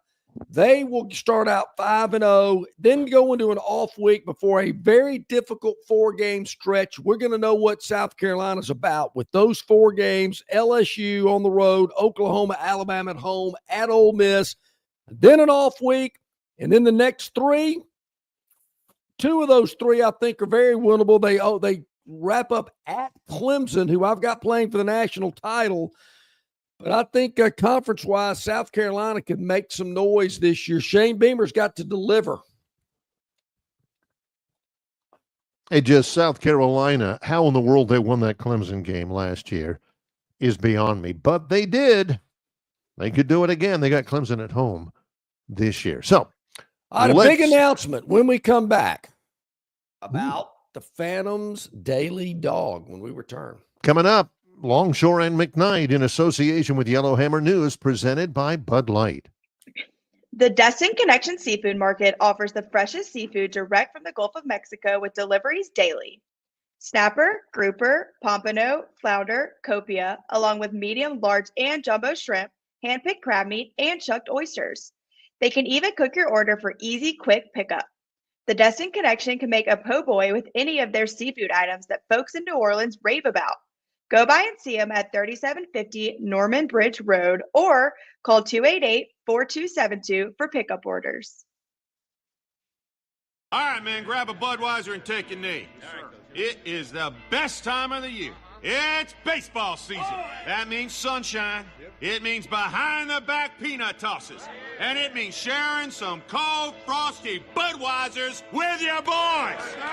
Because there's nothing more American than watching America's game with America's beer. So let me ask you something. Are you ready to bring your A game? Are you ready to cheer every frozen rope down the line and amazing catch at the warning track? Are you ready for pitchers' duels and slugfests? Tell me, are you ready for the thrill of an incredible walk-off victory? I can't hear you. Are you ready for Budweiser and baseball? Then get on your feet, raise an ice-cold Bud, and let's make this season larger than life. Great times are waiting. Get some Bud! Enjoy responsibly. Budweiser Beer, Anheuser-Busch, St. Louis, Missouri. Local banking expertise, the newest innovations and technology, personal attention, genuine hospitality. It's all just part of the Riverbank and Trust difference. They invite you to experience it for yourself. Welcome to banking above and beyond at Riverbank and Trust. Locations throughout the River region, locations throughout the state of Alabama. Riverbank and Trust. All righty, welcome back in. Glad you're with us here. Longshore and McKnight heading to Atlanta in about 30 minutes or so. We'll be from the Omni in Atlanta and the College Football Hall of Fame. I hope they've changed some of the sites and the memorabilia that's in there. I mean, something like that. I hate to be a Debbie Downer, but it's kind of like the Georgia Aquarium. You go once, you're going to go back. Heck yeah. Well, there's new stuff, Hey, you got a new manta ray. Same thing with that. I hope they do continue to update it. Personally, I think they need to have a mural of the picture that I saw, the memorable picture I saw at Jordan-Hare Stadium where Chris Davis is running down the sidelines, and in the background, you see John Longshore, who looks like that emoji with the straight mouth across the smiley face with the straight mouth. Do we have that one, Gern? I think that needs to be a huge mural just because they need to have John in the I think the picture of Terry Bowden with his arms raised after he won his 20th game and was more popular than Pat Dye at that moment. Yeah. That would be a good one as well. Okay, Barry, on the Phantoms Daily Dog, yes. I don't know if you were playing along at home. I hope you have been really for about the last 3 months. Right. Because the Daily Dog has really been doing well. Last week, a 4-1 week against the spread. I don't even remember the one. Yeah, me either. Well, 4-1. Just think, folks, if you would have bet $100 a game, where would you be today? Just saying. Anyway. Following the Phantom, probably on Easy Street. Yeah, probably on Easy Street. Doing your own off the top of your head, probably. You'd be up 290, actually, is what you'd be up. But okay, yeah. Who's counting? Yeah. You'd be up 290. The local man gets that 10% juice. But anyway, 290 ain't bad. So Friday, Barry, we took a shot.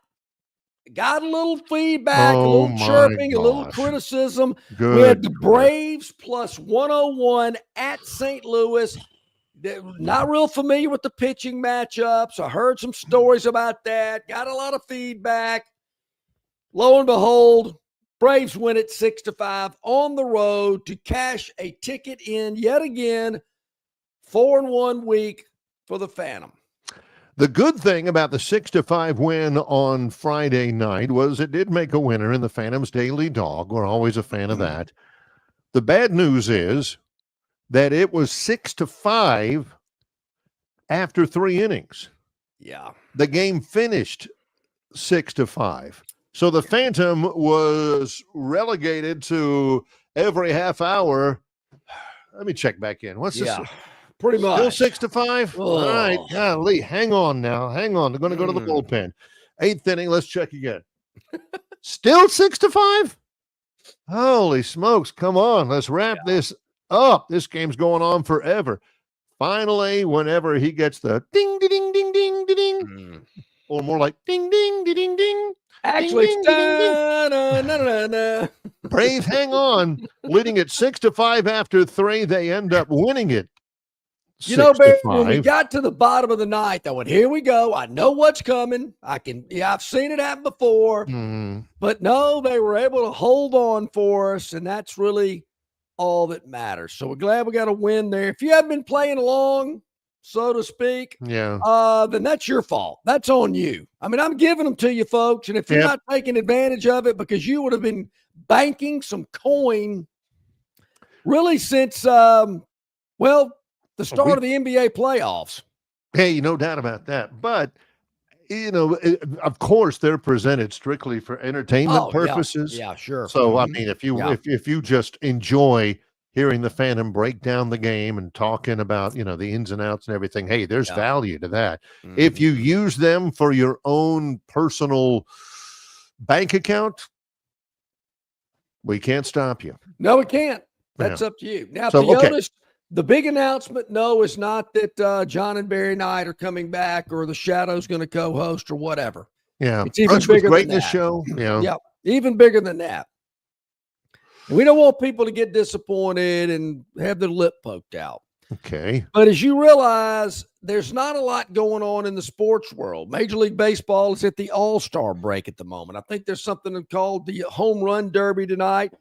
We are not going to wager on that, nor are we going to wager on what head coach at SEC Media Days has the longest opening statement. They're given 30 minutes. One year, some coach used 27 of the 30 minutes just to ramble, so we didn't have to answer any questions. There actually is odds on how long the coaches will speak. If you want to wager on it, you can go to one of these internet sites and wager on what coach speaks the longest at SEC Media Days, what coach speaks for 15 minutes, whatever. We're not doing that. It's crazy. Also, what we're not doing, and don't take this the wrong way and don't get your lip poked out, we will not have a Phantoms Daily Dog the entire week. What? I don't know what you're saying. What are you talking about? Well, All-Star break. We don't have a game for like 4 days. We're at SEC Media Days the next 4 days. Maybe Friday, possibly. I don't want to guarantee. I don't want to get anybody's hopes up. Right. But, the Phantoms always preach. You don't want to be chasing money. You're looking for value. You're looking for winners. Yeah, and if we see a winner on Friday, maybe we might release something on Friday. But I do not foresee a daily dog for at least the next 4 days. And, folks, it's not the end of the world. Well, for those of it, this will very likely, I would go ahead and say it's going to be this way every year during this week, the week of SEC Media Days, which is almost always the same week as the All-Star game. We will not have a Phantoms Daily Dog. And that's by design, because a lot of you right now are thinking, why are you telling me now? Otherwise, I wouldn't have scheduled my little girl to the orthodontist. How am I going to? What am I going to do now? I got that orthodontist bill I'm going to have to pay. No, I was expecting, to get a little help from the Phantom, if you know what I mean. And now he ain't even going to. What am I going to do? Well, Barry, those bracelets because they're jacked up. Another thing to consider. As you're banking all of that coin, you need to put a little away for those braces. Now, don't depend on the Phantom to have it every week to have a paycheck there waiting on you. You got to bank some of that and get ready for when those braces come around or whatever it might be. So Phantom doesn't want to hear that. You've always got to keep that bankroll. That's what we got going on. But we are kind of just taking this little hiatus on a winning note. Chris the Bammer, no, I did not see the Summer League last night. Lakers, Pelicans, I did see they were playing. I just didn't watch any of it. Now, what was the ending about? Maybe that's on the topic. Maybe it's on the topic wheel. I know we got a really good one from Gurren Jr. about UFC on the topic wheel. Ooh, what happened? It's going to be a video topic wheel. And here's another thing. I'm glad he brought that up. Just a programming note to let you know. Over the next 3 days, you never know. The topic wheel might get moved around, maybe, but in TV, they call it, just get rid of that block. We're not going to do it. If you're pushed for time or if something else comes up. That's when you talk to your producer and say, yeah, WNBA out. We're going to run this, That's that kind of thing. Exactly right. So we might have there might be an issue with the wheel. Today we're definitely having it, but maybe tomorrow, Wednesday, Thursday, depending on how it shakes out. And because there again, as Barry mentioned, we could be sitting there minding our own business, doing our thing, and we look up and there's Kalen DeBoer. Oh yeah, well sure, sit down. Yeah. Or there's whomever. So you got to work on the fly. So we just got to be prepared and ready for that. Also, slight breach of etiquette from Theotis. We were talking about pictures that need to be on a mural at the College Football Hall of Fame, where John and I are going to be for the next couple of days. Theotis says, what about the picture of Mike Price when he was rolling, baby? It's rolling. That was actually, don't get, as an Auburn fan, Theotis, don't get your Alabama references mixed up. Mike Price was at Arity's Angels when he said that dancer, Destiny, was the most beautiful woman in the world. Oh. She wasn't.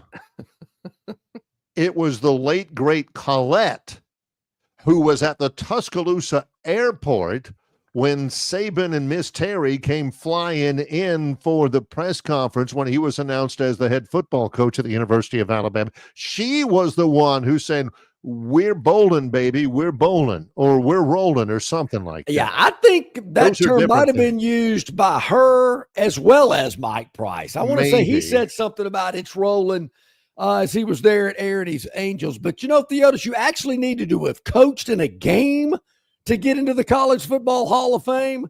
I don't know if he's there for Washington State. I know he took him to the Rose Bowl. UTEP, maybe. Yeah, but I don't see I think he's going to be represented. I can promise you, there's not a Mike Price section in the Bear Bryant Museum. I can promise you that. There's not even a reference to him. There might not even be a word. His name may not even appear anywhere in the Bryant Museum. There is a Mike Shula kind of corner, kind of like in a little area in the corner, kind of like in between the Nippet and the erasers and the chiclets. And so you got to really look for that. You got to be looking for the Mike Shula section, but it's there, or it used to be. I was when last time I went through the Bryant Museum, which has been a while. It's coming been a while. Our Gurren Jr. Victoryland 777 Topic Wheel, Longshore and McKnight, in association with Yellowhammer News, presented by Bud Light. At Dixie Overhead Door, we specialize in top-quality garage door solutions for homes across Alabama and Georgia. In need of a garage door repair or a brand new garage door installation, our expert team delivers fast, reliable service with local expertise that you can trust, providing customized solutions and exceptional care every step of the way. Visit us today at DixieOverheadDoor.com and experience the Dixie difference.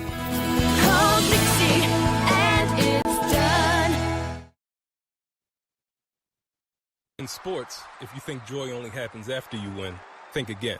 Look at the world's most successful athletes like Serena Williams, Brooks Koepka, and Alex Morgan. They don't spend all their days grinding away. They take time to enjoy themselves, like getting together with friends over a Michelob Ultra, because they know that happiness is the key to winning, and that joy is the whole game, not just the end game. Michelob Ultra. 95 calories, 2.6 grams of carbs. It's only worth it if you enjoy it. Enjoy responsibly. AB Michelob Ultra Light Beer, St. Louis, Missouri. You're not buying sticks, stems, and pine cones. You're buying premium long-diddle pine straw from River Region Straw. Kenny and his staff have access to the best pine straw in the River Region, full of color that will last all season long. Kenny has locations in Montgomery, Prattville, and Auburn, and no order is too big or too small, from a few bales to an 18-wheeler trailer load. Pickup is available, or your order can be delivered. They can even spread your pine straw if you like. So call or text Kenny today, 669-5959. That's 669-5959 for all of your pine straw needs.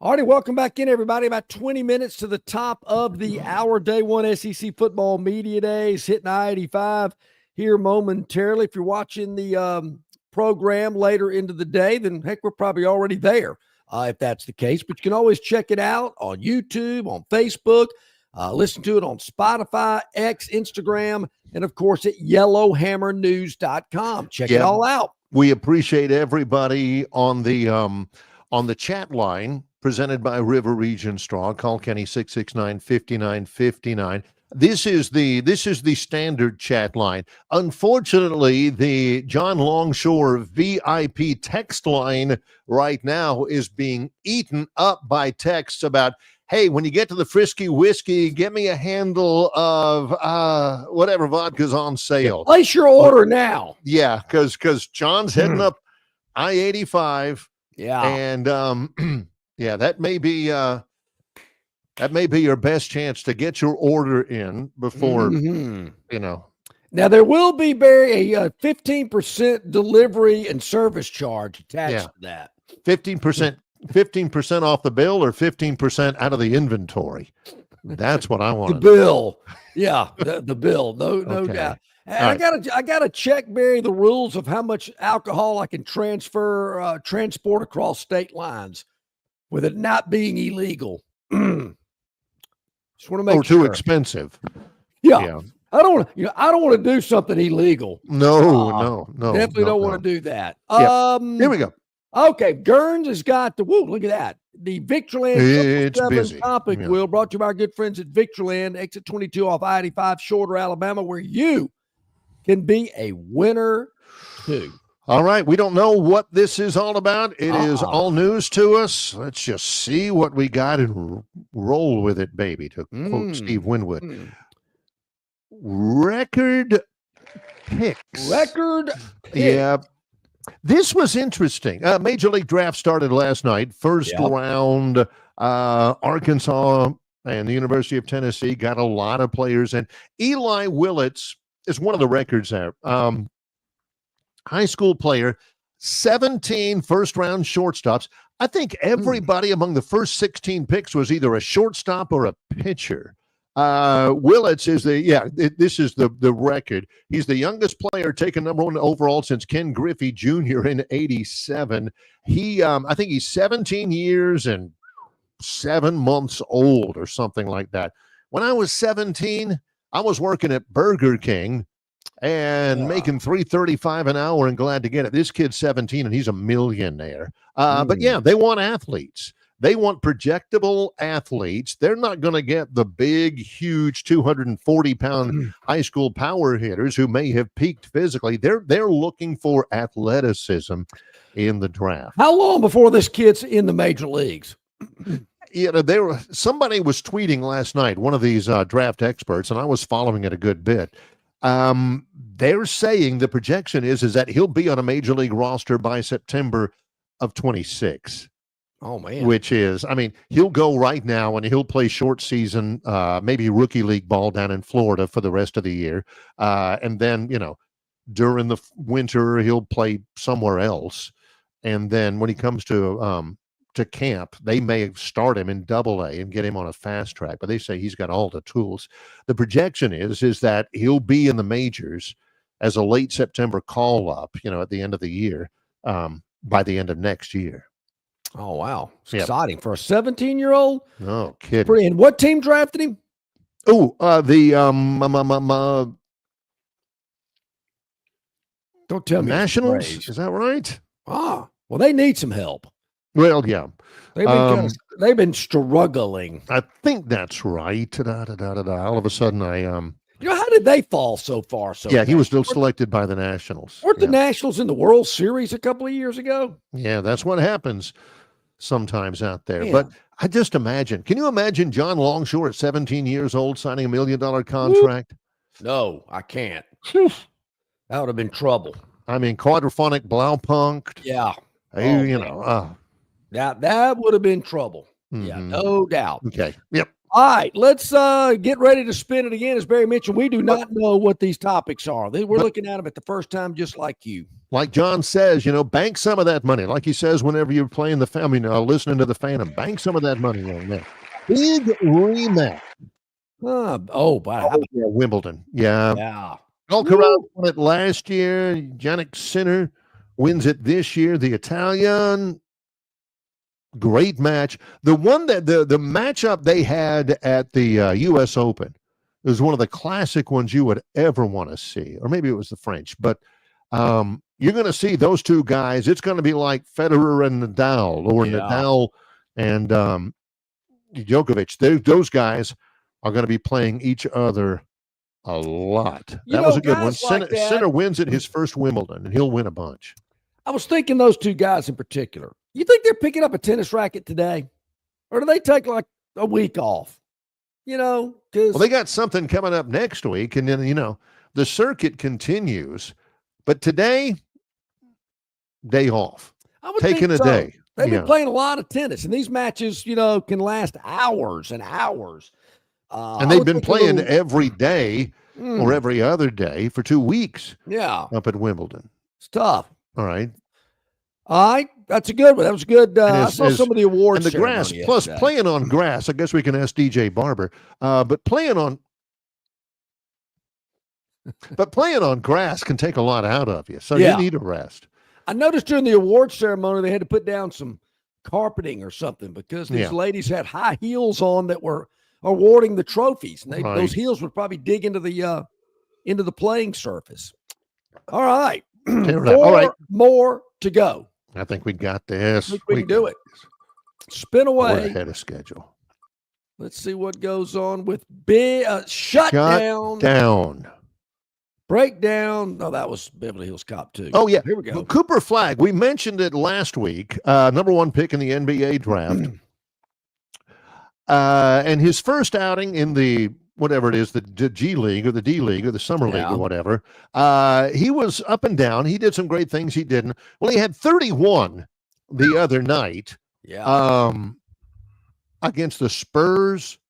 He had 31, and I mean, he looked great. First game out there, I guess, some jitters, normally reserved Augusta crowd, tears in her eyes. And he had some jitters. He played well, but he also did some uncharacteristically dumb things. But man, he was all that on Saturday in the development league. That was in San Antonio. And so they said, we've seen all we need to see. Yeah. We need to pretty good. And not much more. He needs a rest. He's been working out and everything. Let's just shut him down and just get him ready for the season, because they don't need to see anything else. Don't want to see him get hurt, and this kid can deliver. He can play. Hey, Dennis, thank you. Appreciate that. I know you'll be checking out all of our SEC Media Days coverage, so we appreciate the kind note. Chris, the Bearman wants to know, will PM be in Atlanta? He says he was. Yeah. In the Sunday musings, he said he'd be there. Looking forward to seeing him. Yeah, it's one of those deals where they got to kick him out of the bar because they want to start happy hour. But other than that, I think he's going to be there in full force. Yeah. And the funny thing is he doesn't really have to be, because John can write his stuff for him from SEC Media Days. John can go ahead and do it. You think you need Chat GPT for Philip Marshall? No. John can say, I remember back to the old days in the Skywriters Tour and Doug Barfield and Billy Brewer and all that. John could write that. Sure, today it's just not the same anymore with these multi-million-dollar athletes.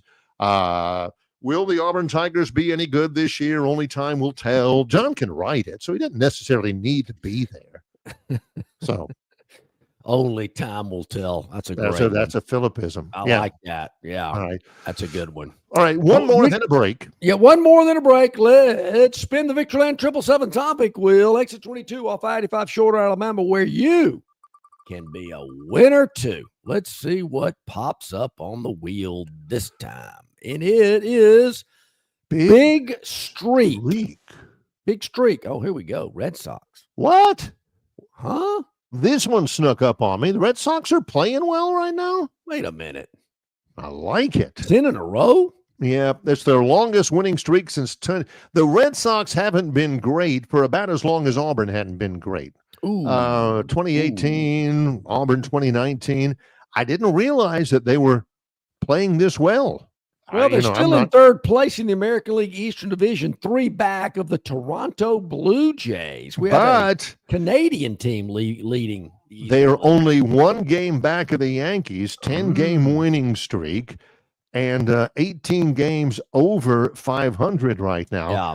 Unfortunately, the Tampa Bay Rays, John's team that he's lobbying for to be Alabama's team or the Southeast team. Montgomery's team. Yeah. They have lost 4 in a row. Yeah, they have. That's not a good, Barry. That's not good going into the All-Star break. That's not, you need the really good momentum. Kind of like the Braves, who are only on a 1-game losing streak. You don't want to go into the break with a loss. But the Braves, 12 and a half games out of first place in the National League's Eastern Division at the midway point of the 2025 season.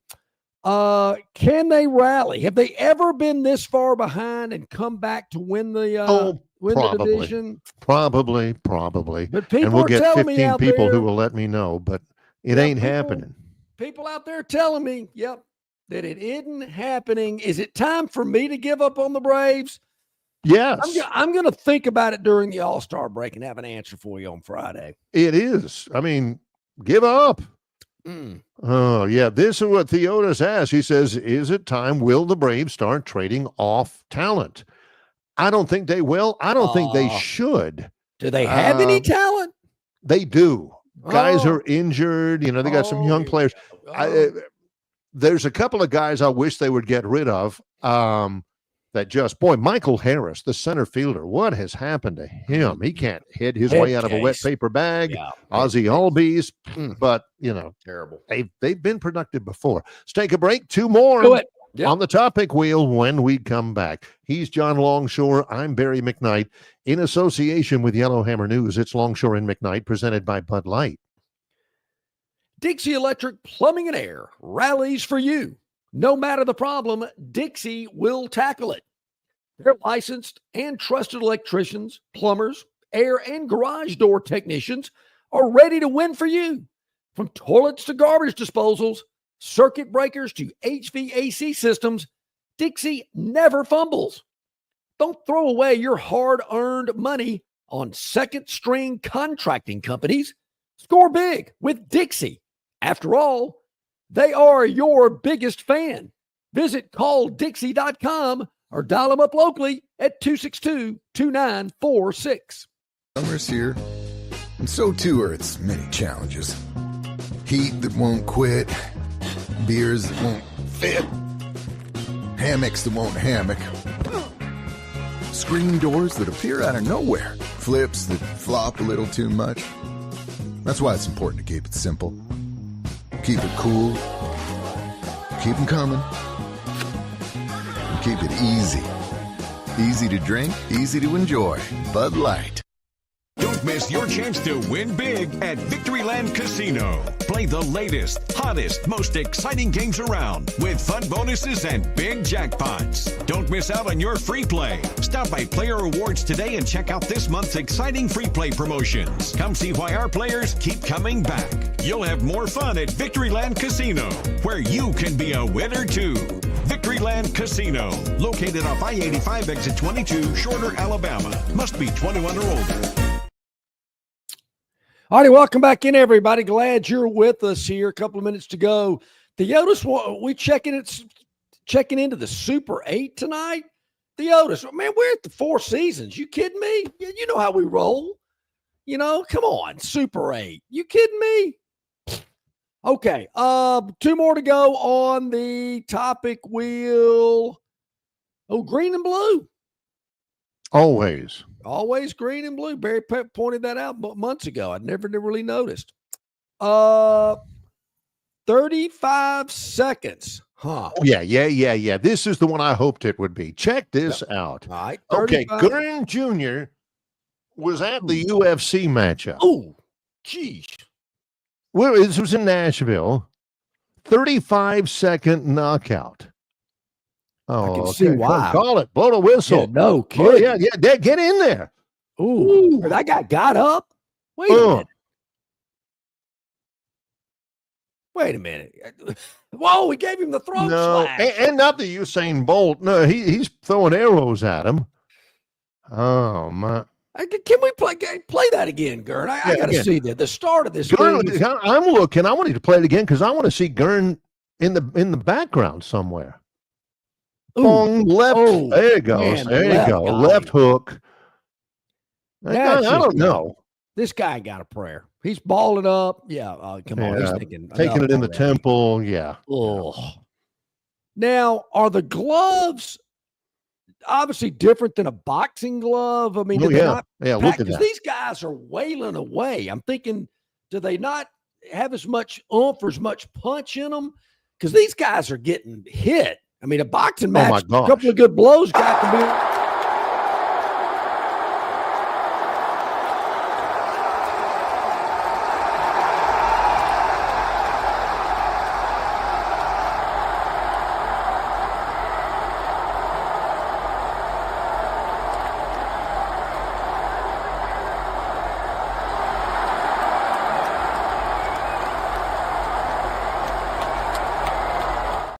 Nice. Well, I don't want to sound like an old guy, but man, obviously people love it. That's the Bridgestone Arena. It is packed. Look, go to YouTube and search MMA or search UFC knockouts. Yeah. They knock the absolute fool out of it. I mean, you got the doctors coming in. It looks a little barbaric to me. Ain't no doubt about that. Why do you think the place is full? Yeah. That's amazing.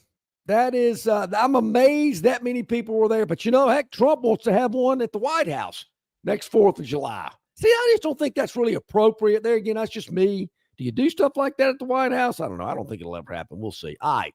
Yeah. One more to go. Close it out with Happy Gilmore. Yep. Gotta make it official, though. I think they're having Happy Gilmore Part 2 coming out or something. I didn't even see the first one. Hockey thing. Oh, you can buy one of these putters that they used on Happy Gilmore. Look at that. I'm surprised more people. When I first saw the movie, Happy was a failed hockey player. And this is the putter that he used, take off of a hockey stick. Why couldn't you do that? Here, scroll it up. Oh, yeah. Oh, here we go. Yeah. What's with the rubber bands on? I guess trying to look like a hockey stick. And then you can get some $499.99. Wait a minute. And how about those Happy Gilmore balls? Yeah. What's the logo on them, I wonder? Is it like a hockey stick or a puck? Callaway Chrome Tour Happy Gilmore. The putters will be available in a couple of weeks, which is the same day, out Friday, July 25th, when Happy Gilmore 2 releases on Netflix. Yeah. The only thing I wanted out of Happy Gilmore 2, obviously, you can't have Carl Weathers on anymore. Yeah. Because he's no longer with us. But I wanted to have Shooter McGavin, and he's going to be on it. He's also doing some commercials for them. Mm-hmm. And I wanted to have Julie Bowen, who was Adam Sandler's girlfriend in Happy Gilmore. I don't know if she's on it. If she's on it, then it's legit. Otherwise, not. You a big Happy Gilmore? I mean, it's a golf movie, right? Barry, you might find this hard to believe. I've never seen it. I've never seen Happy You've never Gilmore. seen Happy Gilmore in a fist fight with Bob Barker? I have not. You've never seen Vern Lundquist on Happy Gilmore? I hate to admit it. I have not. We've had Vern Lundquist on the air, and we came this close to having Bob Barker on the air. He didn't make it in time. Yeah, he didn't live long enough. Come on. I've never seen it. I know it's hard to believe, but I've never seen it. All right. Well, never seen it. That's the biggest shocker of the week. I don't care what else happens at SEC Media Day. Yeah, look, I mean, whoa, the club went further than the ball. Yeah, I mean, I don't know. I guess this guy Bob Barker? sucks. We haven't seen Happy Gilmore play this badly since his first day on tour. He and Bob Barker are now dead last. Ooh. I can't believe you're a professional golfer. I think you should be working at the snack bar. You better relax, Bob. There is no way that you could have been as bad at hockey as you are at golf. All right, let's go. Oh! You like that, old man? You want a piece of me? I don't want a piece of you. I want the whole thing. Oh! Wait a minute. Look at Bob.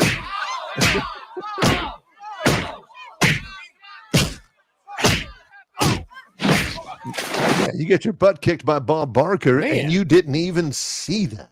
I got to go check that out. Yeah, and Happy Gilmore, too, coming out like 30 years after the original. It's got to be a record. Well, you don't have to wait 30 years. If you want to watch it again, we're coming up again in just a moment or two. How about that? And tomorrow at this time, we'll be wrapping up our first show live from the Omni Hotel in Atlanta, and SEC Media Days as our coverage gets underway tomorrow morning. Yep, looking forward to it. Heading up I-85. So hope all of the boys in blue look the other way. Easy now. But anyway, looking forward to it. SEC Football Media Days from the College Football Hall of Fame. That's our show for today. Ferguson Jr., our producer. He's John Longshore. I'm Barry McKnight. It's Longshore and McKnight in association with Yellowhammer News, presented by Bud Light.